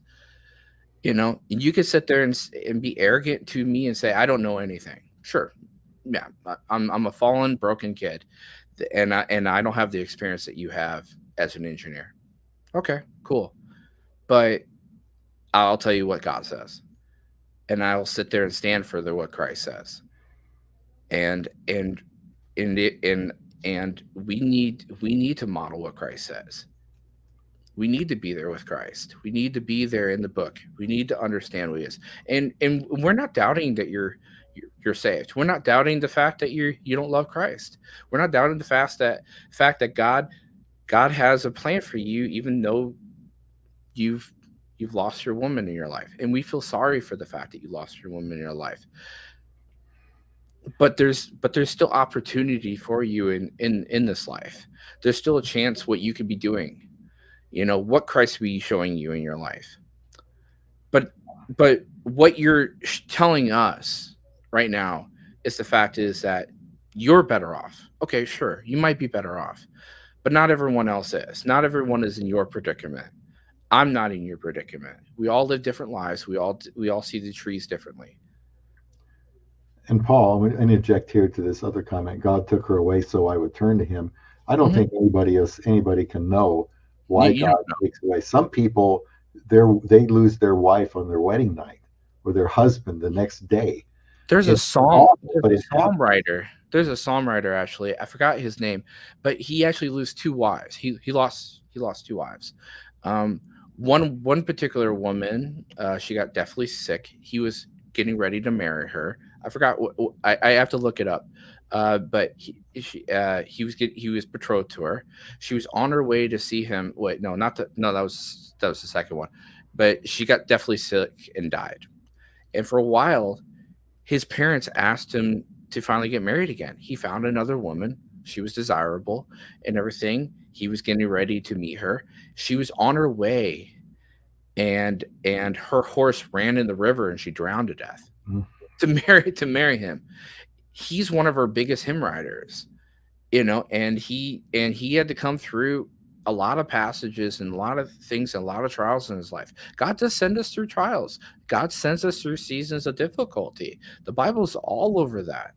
And God can, just don't harden your heart to God, what God would want you to do through your relationship status. And God can turn a man towards him again without Mhm. taking his wife away. And Yeah. we just don't know what God is doing. We if a building collapses, we don't know why. We just Yeah. don't know why. And we, Yeah. we shouldn't hurt ourselves by We should trying never to blame get into God the for it. mind of God when it's not our business what he does. But 14 years of a beautiful woman is a great thing.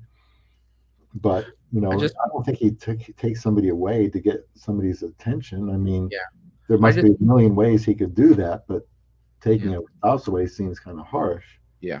I went to a funeral not too long ago, and it, it was a Baptist funeral, and this gentleman, he has two daughters with his wife.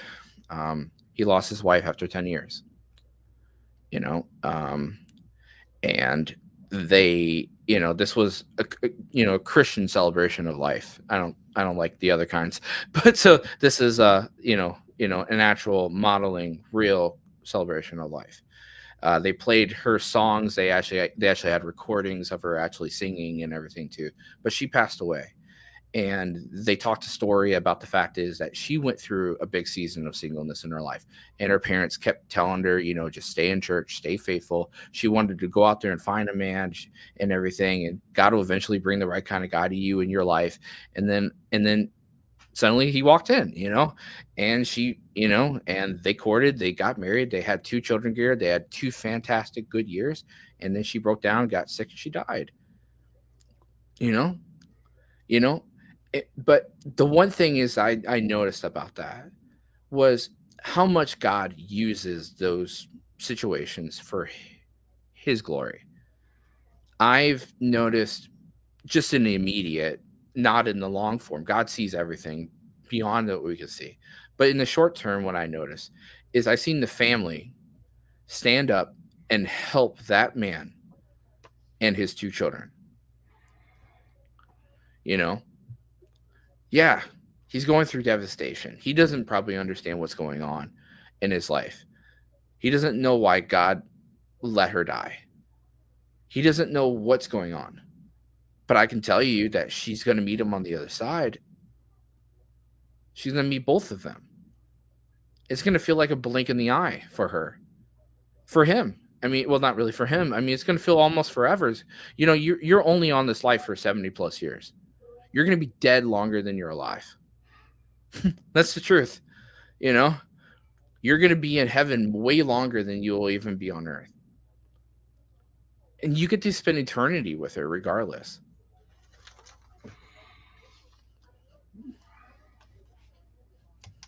Yeah, well said, Paul. But a woman is not a waste of time any more than children are. They're not. My Is son's never a difficult, waste of my time. sleepless nights, and so on. It's part of life. It's God's plan. God's plan doesn't mean He wants a life of ease, or a life without always getting what you want. But this submission thing is a serious thing. It's not easy for a woman, especially if, even if her husband was Jesus Christ, perfect, she still wouldn't submit to him all the time. Think how hard it is for her to submit to us. She knows she's supposed to do that as a Christian. And if she knows other godly women, they're telling her that. And she knows it's difficult. Why my husband drinks, he doesn't pay attention to me. He comes home late, he whatever, watches football all day. Hard to submit to that person. Yeah. So all we can do is take care of our own self, be the best husband we could possibly be, pray for her to submit. Amen. Without demanding it, because it's not submission if you have to demand it out of her. It has to be willing and free. But I don't know. I just hope from this point forward you don't hold any grudges against God for taking your wife. I would feel terrible if God took my wife. Yeah. Terrible. Paul gives a warning about holding grudges. I just want to point it out there. I got to find the Bible verse, but I know it's in Romans.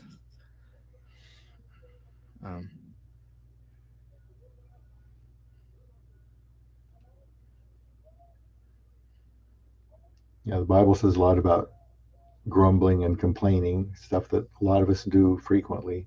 We're never supposed to complain. Yeah. But that takes a lot of spiritual maturity. I think it's like Romans 5.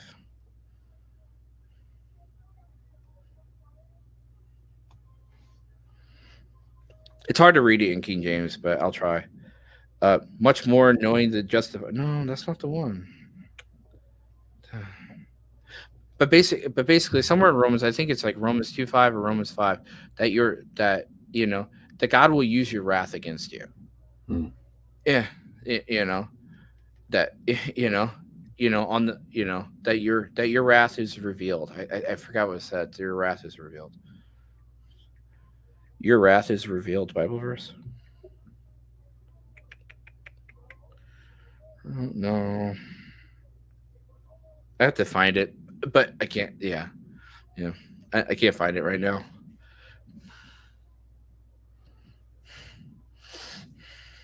You know what I'm talking about, or no? No, not sure. Yeah, yeah, and I know Paul's talking about Christians there too. Yeah.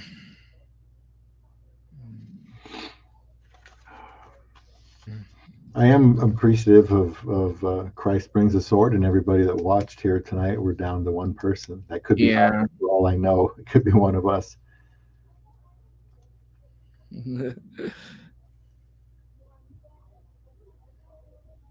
But again, hopefully people will take a look at some of this later after the fact. Yeah, that's good. So yeah, we want to thank everyone, and just have a good night.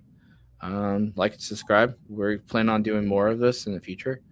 Um, so I can't. I really want to find this Bible verse. Yeah, as Christians, we're going to take a look at life from a Christian perspective, whether it's parenting, singleness, marriage. Brandon just gets here after 3 hours and How are 7 you minutes. guys tonight? Just got here. Oh wow. Oh, Brandon, do you have anything going on? Good to see you, Brandon. Yeah. See if I can find it. I hope you like this format. Paul has done a great job putting together this YouTube simulcast, I call it, where the dual comments. I haven't Yeah. looked on my channel yet, so I don't have any idea what it looks like over there. Yeah. You might check later to see. Hey Bob, can you read 2:5 Romans 2:5 real quick? Do I have it in front of me? Well, can you open it? Romans 2:5. Oh, well, I'll just do a Google here. Okay. That's the one I was looking for. But because of your stubbornness and your unrepentant heart, you are storing up wrath against yourself for the day of God's wrath when his righteous judgment will be revealed. Yeah. And that's a warning to Christians there. So not yeah. So we need to be repentant, people. So good to see you guys. I love the format. Really cool, the way of live stream. Thank you. It's cool. Yeah. Just like and subscribe to us, me and Bob and stuff, and we will. Why is it not showing our? I thought it would show our layout. That's weird. Huh. Oh, okay. Maybe That's what we saw when we were practicing. Yeah. Oh, there it is. I guess when the comment shows up, it takes away our tag. Okay. Oh. Yeah. Okay. Yeah. That's kind of interesting. Okay. Yeah. I like this format too, Brandon, because it's not just me talking. It's not just Paul talking.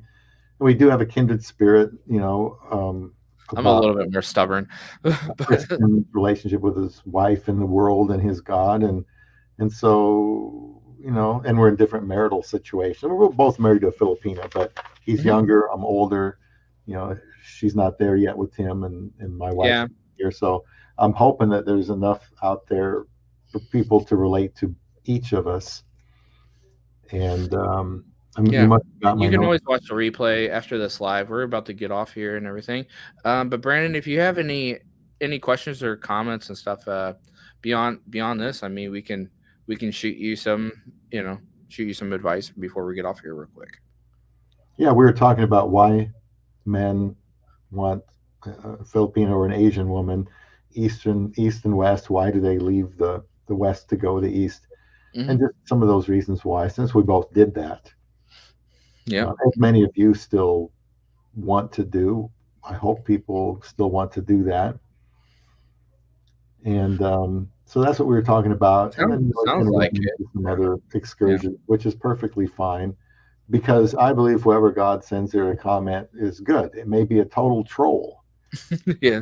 Somebody that really takes us to task. Well, that's fine. That's what this is for. It's not going to offend me. I just want to respond in the most accurate way I can. Yeah. I don't try to. I'm not one to get offended. I get defensive. So, and it's probably not good for me because I know it's my part of my pride that comes out, But it is what it is. So, he said, okay, okay, it's fine if you want to rewatch it. Yeah, we're currently 3 hours in right now. But Brandon, if you're still there, I got a question for you. okay. What's the state of the YouTube vlogging community these days? Mm, I think I've mm, been familiar with you for a while. I've been doing these for about 5 years, 5.5 years, mm. and I know. and a lot of the former sexpats are now married. So, Mm, which is good that they got married and settled down like they should. yeah. But So we want people to get married from the start and be it's good to get devoted from the start. beneficial. Yeah, it really is. Mm. I still watch some of the same channels. I really don't have time to watch a lot of channels. Oh, I might I get binge watch I might YouTube, so get just a couple. I'll get a notification, yeah. a couple, and then I might say, okay, what are they doing lately? Oh, yeah, yeah. I watch a lot of. I don't watch everything. I don't watch that kind of stuff. I don't really watch a whole lot of stuff. I was watching some people. I try to follow certain people that stick to pretty good morals, morals and stuff. I try to, even if they don't express Christ, they have some good morals in what they believe. If they're not following after good states and stuff, I don't watch them very long. And the So community, if there is such a thing, needs that, Paul. It needs yeah. to know there are people out there that genuinely want to be a good husband to a good woman. They're Yeah. willing to go thousands of miles away, go through all that process, visa Yeah, process. why would you want to go all the way out there just to? I'm sorry, and I want to talk about this. I don't want to talk about this, but I do, and I want to talk about this in the future.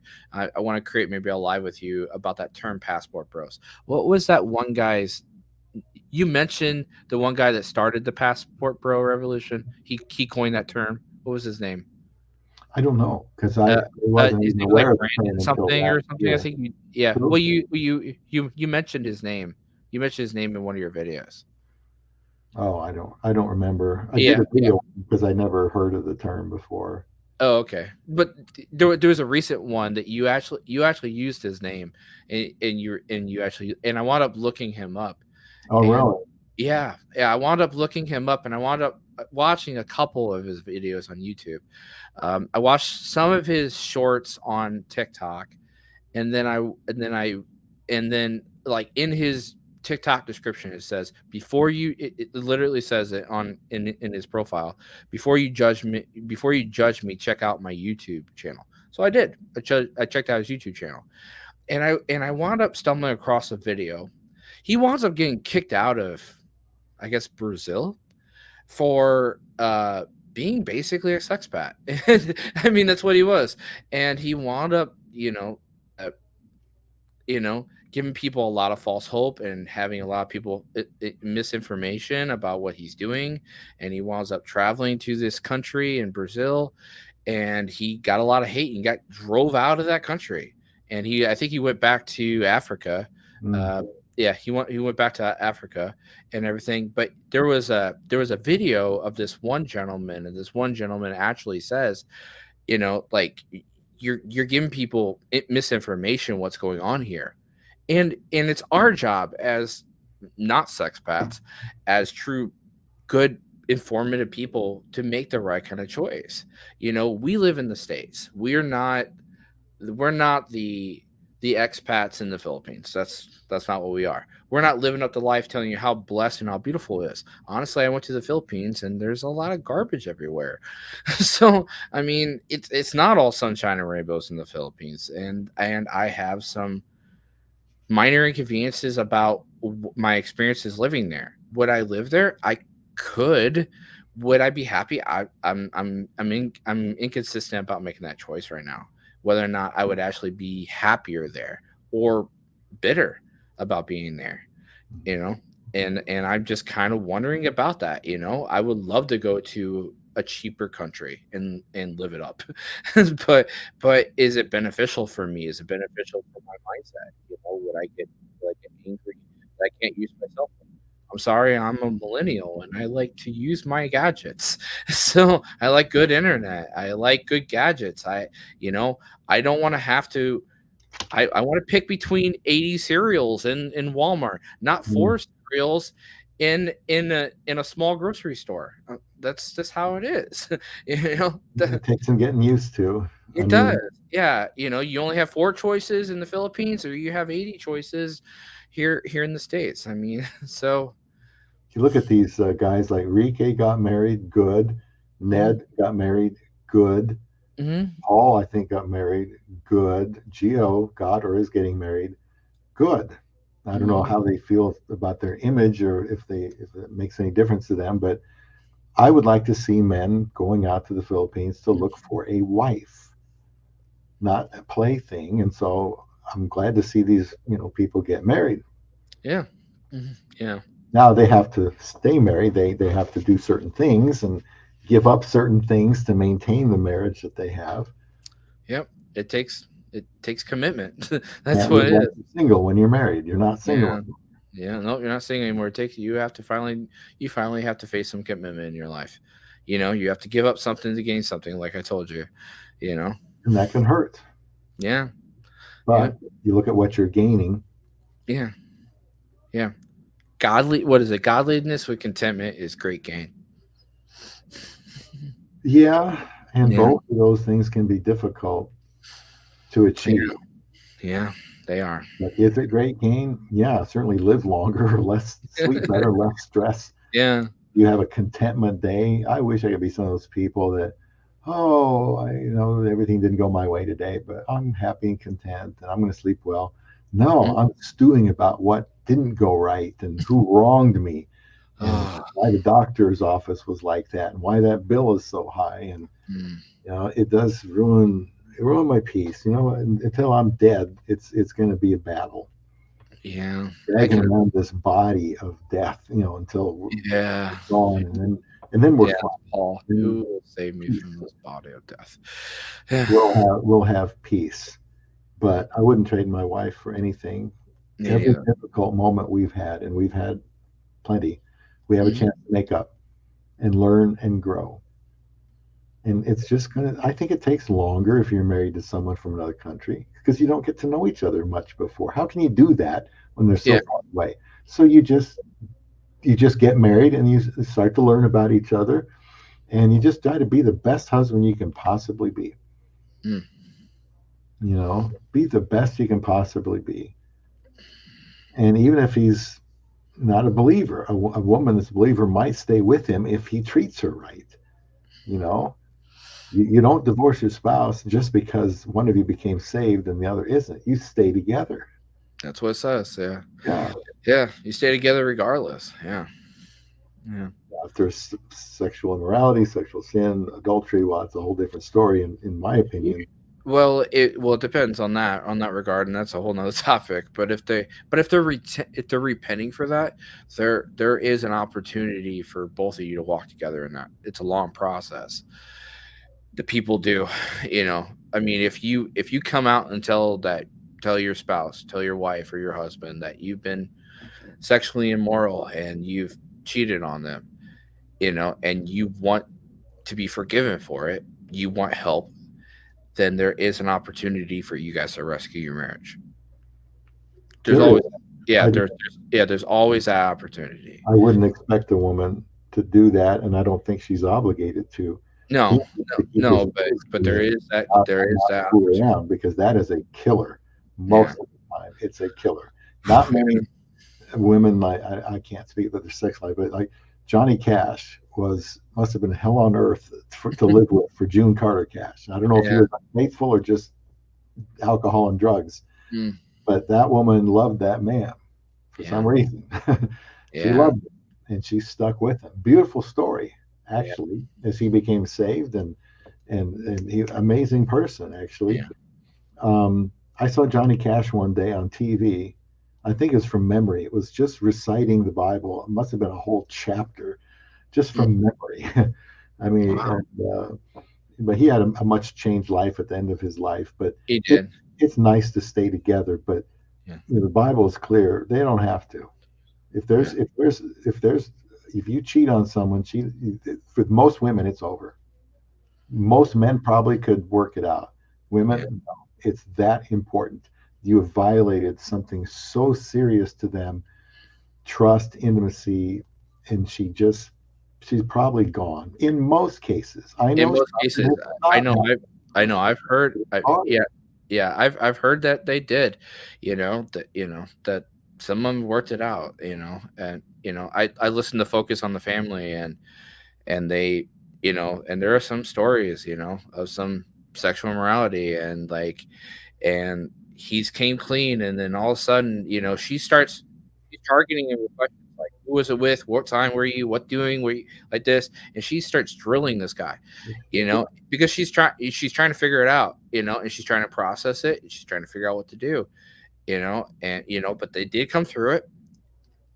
It's not an easy process. It's not an easy process to face. I actually have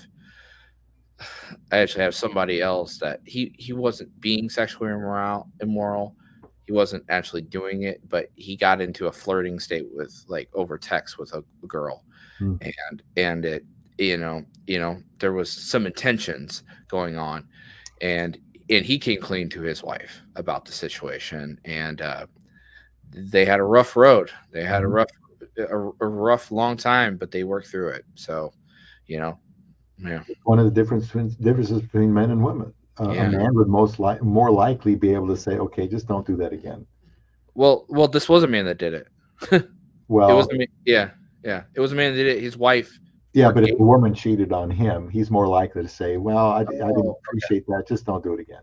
Yeah, it's just, He's going to say, "You owe me big time, brother," or I even give you a chance. well, it can be that way. I don't know if someone ever cheated on me, it would be a rough road. I don't know. If my wife or somebody cheated on me, I wouldn't, it would have a hard pass. I would have to really, really walk deep with God about that situation. About, if I caught her, that's a different story. If she repented to me and was asking for forgiveness for it, that's a different story. I You, just think, yeah, yeah, you're familiar with John MacArthur. huh, yeah, John MacArthur. Well, I saw somewhere an article where somebody asked him, if your wife cheated on you, would you divorce her? You know what he said? what, No. mm, And that's the way I told my wife, hon, I'm going to do my best to love you. If yeah, something happens and you cheat on me, I said, look, when the Bible says I will never leave you nor forsake me, that means I'm not going to it's leave right, you. Do I have a right to divorce you? Yes. Would yeah, I? No, because I want her to know yeah, she is 100% safe with me. That is not giving her license to go out and cheat on me. It's not to help her feel that she can let her guard down. What it means is when I say I'm here for life, I mean it. I Okay? agree, Don't go cheating on me. yeah, But if something of that happens, I will want to understand. I will ask questions and I will forgive you. And if it happens over and over and over again, well, that well, may then be you're unrepented, and yeah, it's a different yeah, thing. because then they're not repenting Yeah, if they keep doing it over and over. But if that happens, I think MacArthur and it was I think a tough question for him to answer because mm, while you would have the right to, I feel like at the end of the day, you'd be more Christ-like if you said, "I'm not going to divorce you." A man would be, I think, more likely to do that than a woman. I just don't think a woman is very likely to give him another shot. It yeah. happens. I know it happens. I know that personally that happens. But as I liked It what he doesn't give us any liberty to do that, though. So, yeah, well, I mean, if she commits fornication or adultery, I can divorce her. yeah, Just like Joseph was a righteous man and pointed out, in case we missed it, seek to put away Mary. yeah, That it was either that or let her get stoned to death. yeah. And so he didn't want that to happen. Rarely. So he was just going to put her away. Just don't tell anybody. You know, Mm. I guess that's good. The noises I hear from the bedroom. My wife is happy. She's talking to somebody and they're laughing. Sometimes you don't know if it's laughing or crying when you hear somebody talking Yeah, in the room. And And we're supposed to go to their place. Man, it's dark as can be out there, and I think we got You're to. gonna go in the snow and all that? Oh, I don't know. Well, the streets should be Late better too. now, and she Okay. wanted to go over there, and I told her we would about, well, What? after the game, Oh. which is probably halftime. I'm Mm. glad to keep talking with you because you never know No. what's going to happen. I always like talking about marriage because I can teach Mm. and say, look, this is what I want to do for my wife. That's my level of commitment. People Yeah. say, well, you're a simp. You're nothing a good for nothing simp. I say, Right. no, I'm trying to be Christ-like here. Because Jesus Yeah. said, I'll never leave you nor forsake you. Does that mean under any circumstance? Yeah, that's what it has to mean. Yeah. If my wife, if she loses her mind or loses her health or loses her wealth or whatever, I'm there for her. I made that commitment and it means something. Yeah. No matter what. Yeah. We If we have she to we have to falls, we have to strive to make that commitment no matter what.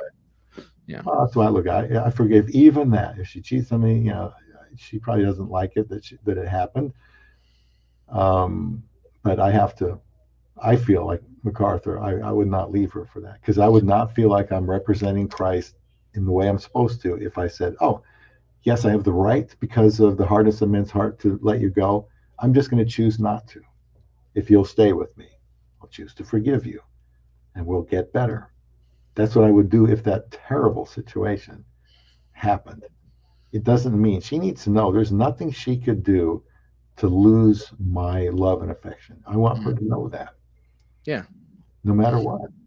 And I have to mean that. I can't just say it because it sounds good. I got to No. mean it to that extent. How much, what extent do you love her? Okay, how about that extent?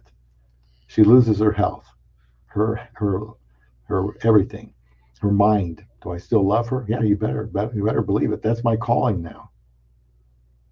Whether it's to wipe her butt or give her her pills or drive her around. That's my job.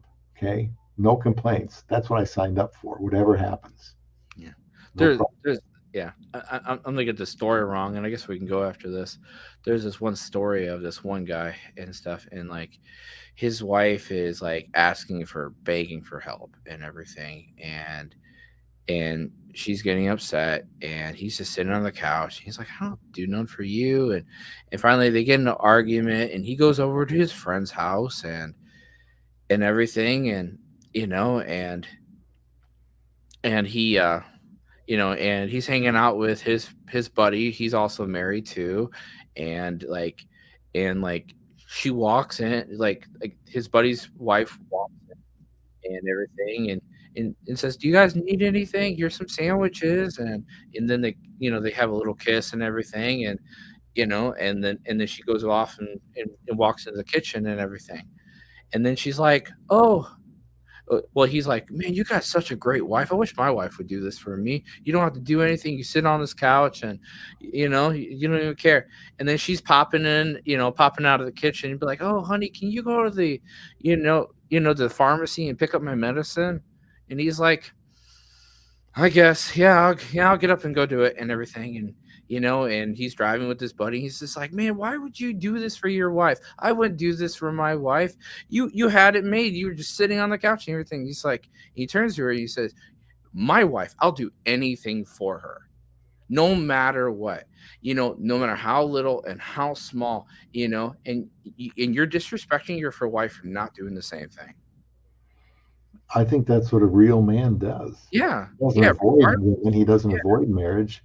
yeah. He he imitates Christ by getting married and loving a sinful woman. The difference is he's a sinner too.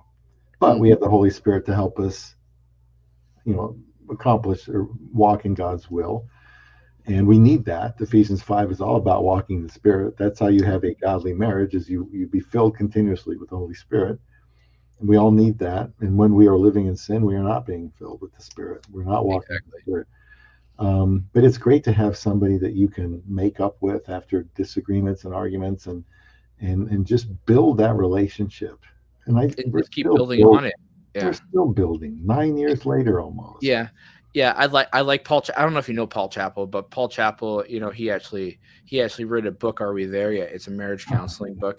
Yeah. Yeah, Paul, by Paul Chappell, and one thing that he mentions in that book, you know, you know, you know, obviously marriage is not about the trip, it's about the journey. But he even says after that sake, he says none of us have arrived. Hmm. You That's know, true. yeah, none of us have arrived. We haven't not arrived at at that point. Marriage is a journey that none of us have arrived yet. Well, you never know. Things could go really good until somebody loses a job or gets cancer or gets hit by a car or Yeah, gives into temptation from somebody at a weak moment. And then you find out what you're made of. And you always just have to trust God and then love her the right way. And that's not easy to do when you no, feel violated and offended by the person that's supposed to love you more than anyone else. But it's like the Bible says, if you want to close with this, give and you will receive. You give, you get what you give in a hmm marriage, especially. If I give my wife the love I'm supposed to give her, I'm more likely to get the submission and respect that I want as a husband because I give her my life. I give her benefit in every way possible. If I'm not going to be giving, if I'm not getting, that probably means I'm not giving much. And if I'm getting a lot, you know what? It probably means I'm giving quite a bit too. yeah, And that's what I want to do. Now some of this stuff, pretty deep stuff, for guys that aren't married, but you should be thinking about what kind of husband you want to be when you get married. yeah. You want to be like average husband, or do you want to be an exceptional husband? I want to be an exceptional husband. Yeah, So, well, I know you do, and I know you got the right blueprint for it, mhm. and we both do. It As took me a while to get there. So, yeah, well, yeah, we can encourage each other. I mean, because hmm we're speaking the same language. That's what my pastor does. If I say, Pastor Scott, I need help, this is bothering me, he's not gonna he's gonna tell me what my responsibilities are to my wife. He's not even gonna go where her responsibilities are to me, because that's not the issue. The issue is, okay, you explain the situation. Here's what God tells you to do. Now, if my wife was doing the same thing with a godly woman, they would say the same thing. Well, let's focus on what God tells you to do. mm. In fact, our we call them sponsors at our wedding on our wedding night. How many Told, sponsors did you have? I don't know. A lot, Well, if probably. you count their spouses, it was probably 16, 18. Yeah, I yeah. guess 6, 7, 8 married couple. Most of them were married. And That's one thing we need to talk about later on. If you get married, you need sponsors in the Philippines. oh, Yeah, she'll pick them. yeah, yeah, We met them all, and she'll pick them. But he told yeah. us, he said, two pieces of advice. Number one, be patient with my wife, and number two, don't try to change your wife. He said, you won't get anywhere until you work on yourself first. Mm, Work on yourself. You'll yeah, see that's what I was changes saying in your earlier. wife. Yeah, That was his advice to me as somebody marrying a woman from the Philippines that I'd never done before or even thought of doing before. And I have to admit, that's pretty good, wise counsel. yeah, yeah. That's what I was kind of mentioning earlier. You need to go through that season that working on yourself.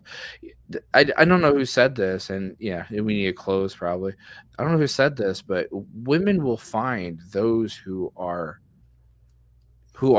in moving in the proper direction in their life.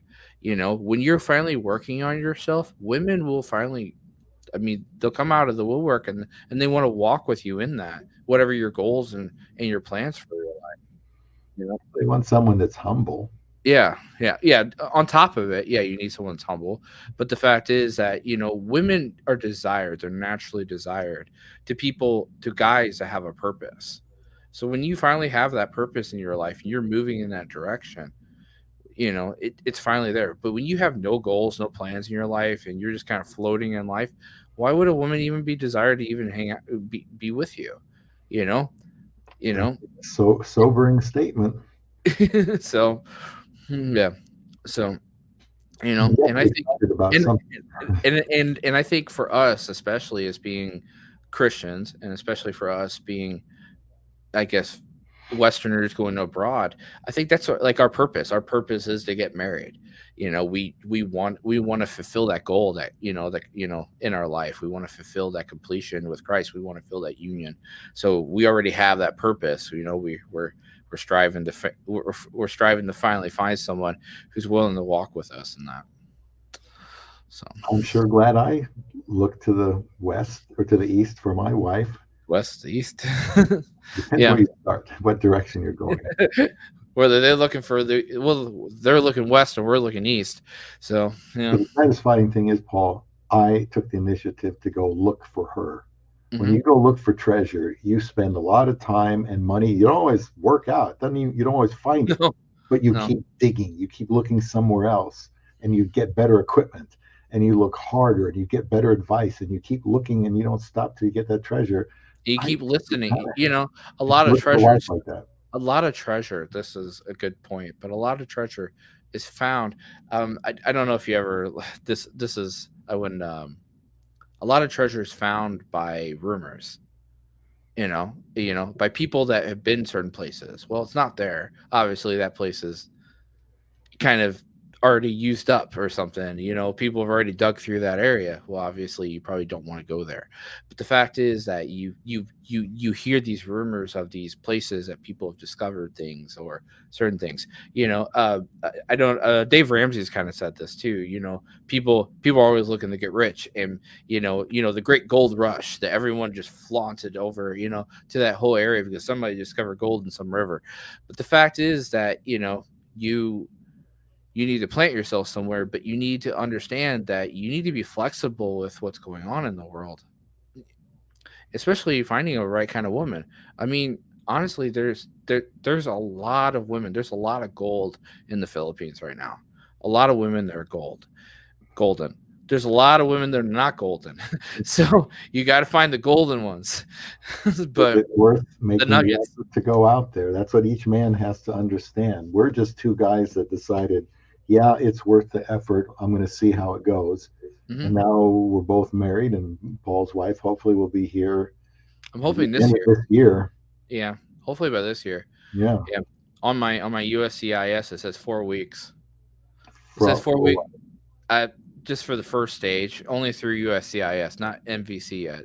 oh, Just wait, is that the last stage? The it says Nebraska, the what is it? The something Visa Center, National Visa Center? I'm not there yet. I'm not Okay, to that that's the point. second stage. Okay. Yeah, I thought it I'm was at the other way around. I don't remember. It's been so yeah long. yeah. I'm through the first stage right now, going through that first stage. So it says 4 weeks left, estimated 4 weeks left.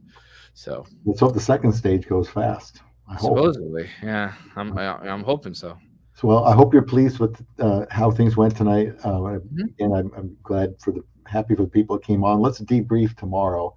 I still got a lot to do yet tonight, and we can debrief tomorrow and talk about the live stream and talk about whatever analytics. I haven't Okay. looked at that yet. That's fine.